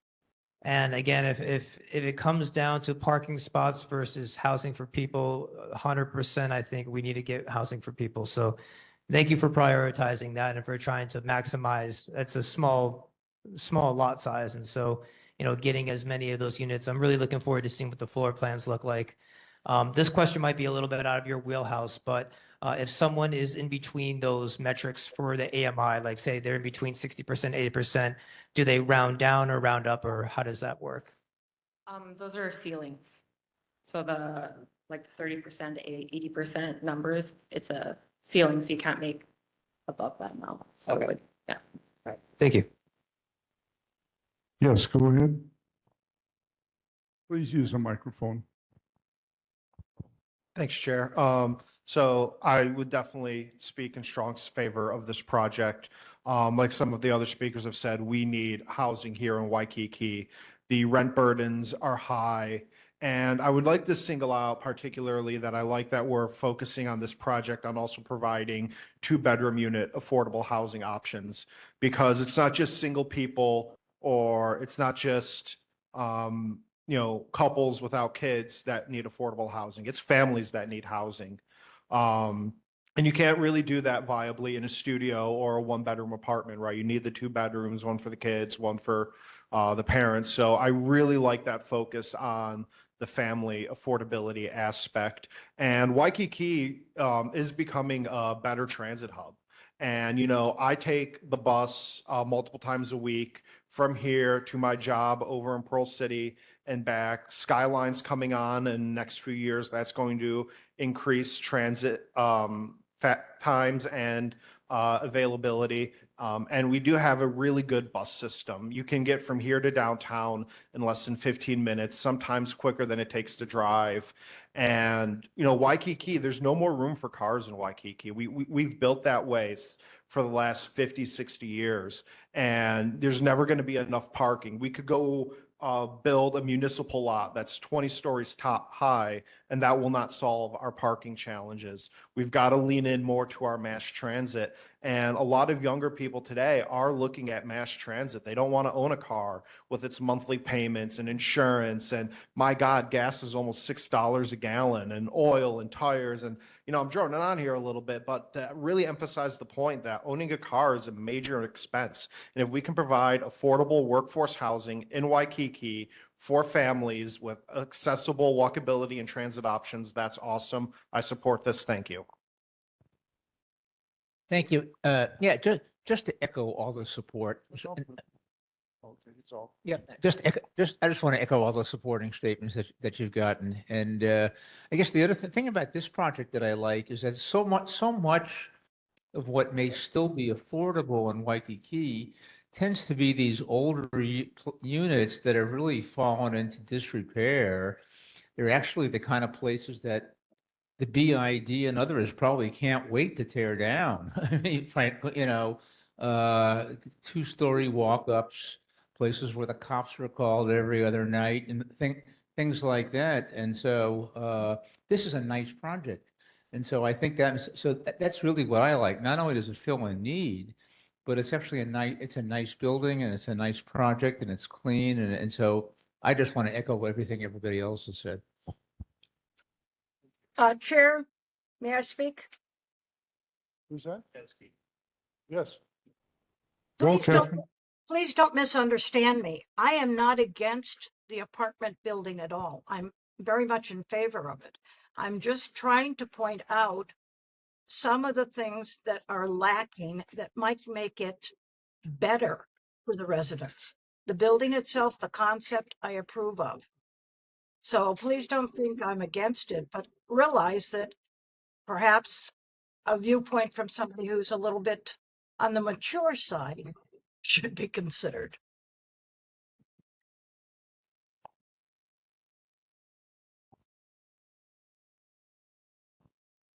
Hi, Jason Liang. I was wondering, because the housing will be for folks making between 30% to 80% AMI, is there an allocation of units per AMI range?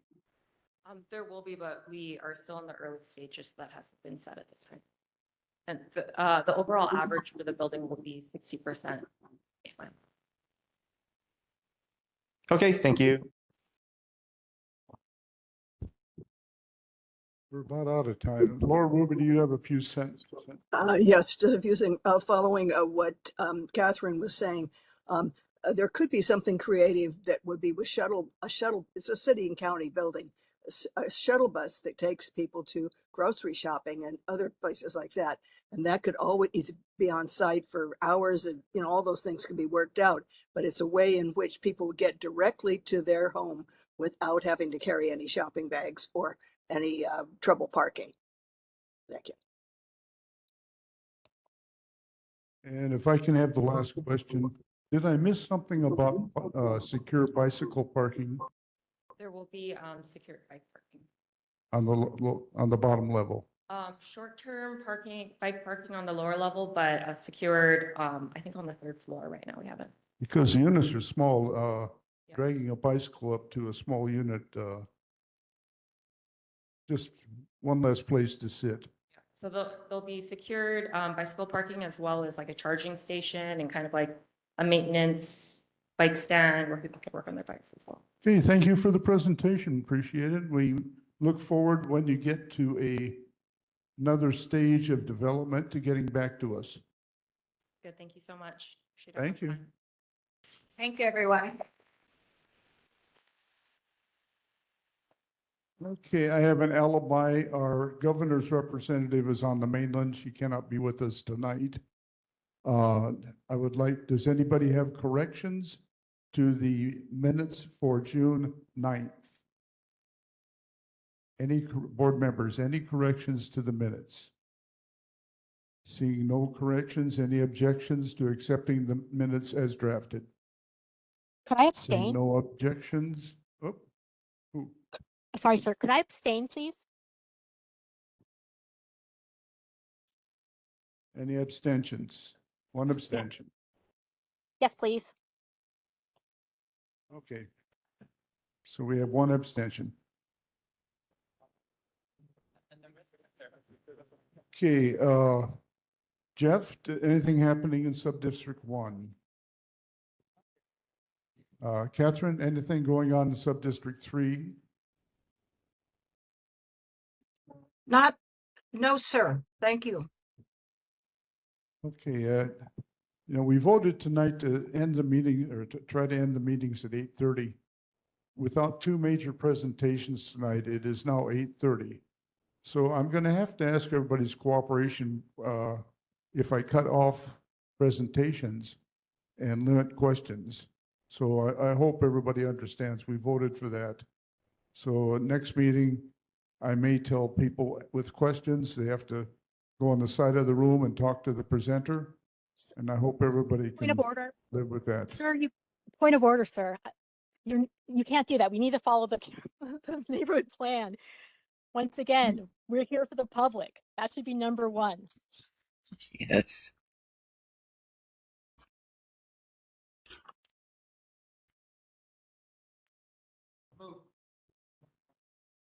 I second Sarah's point of order.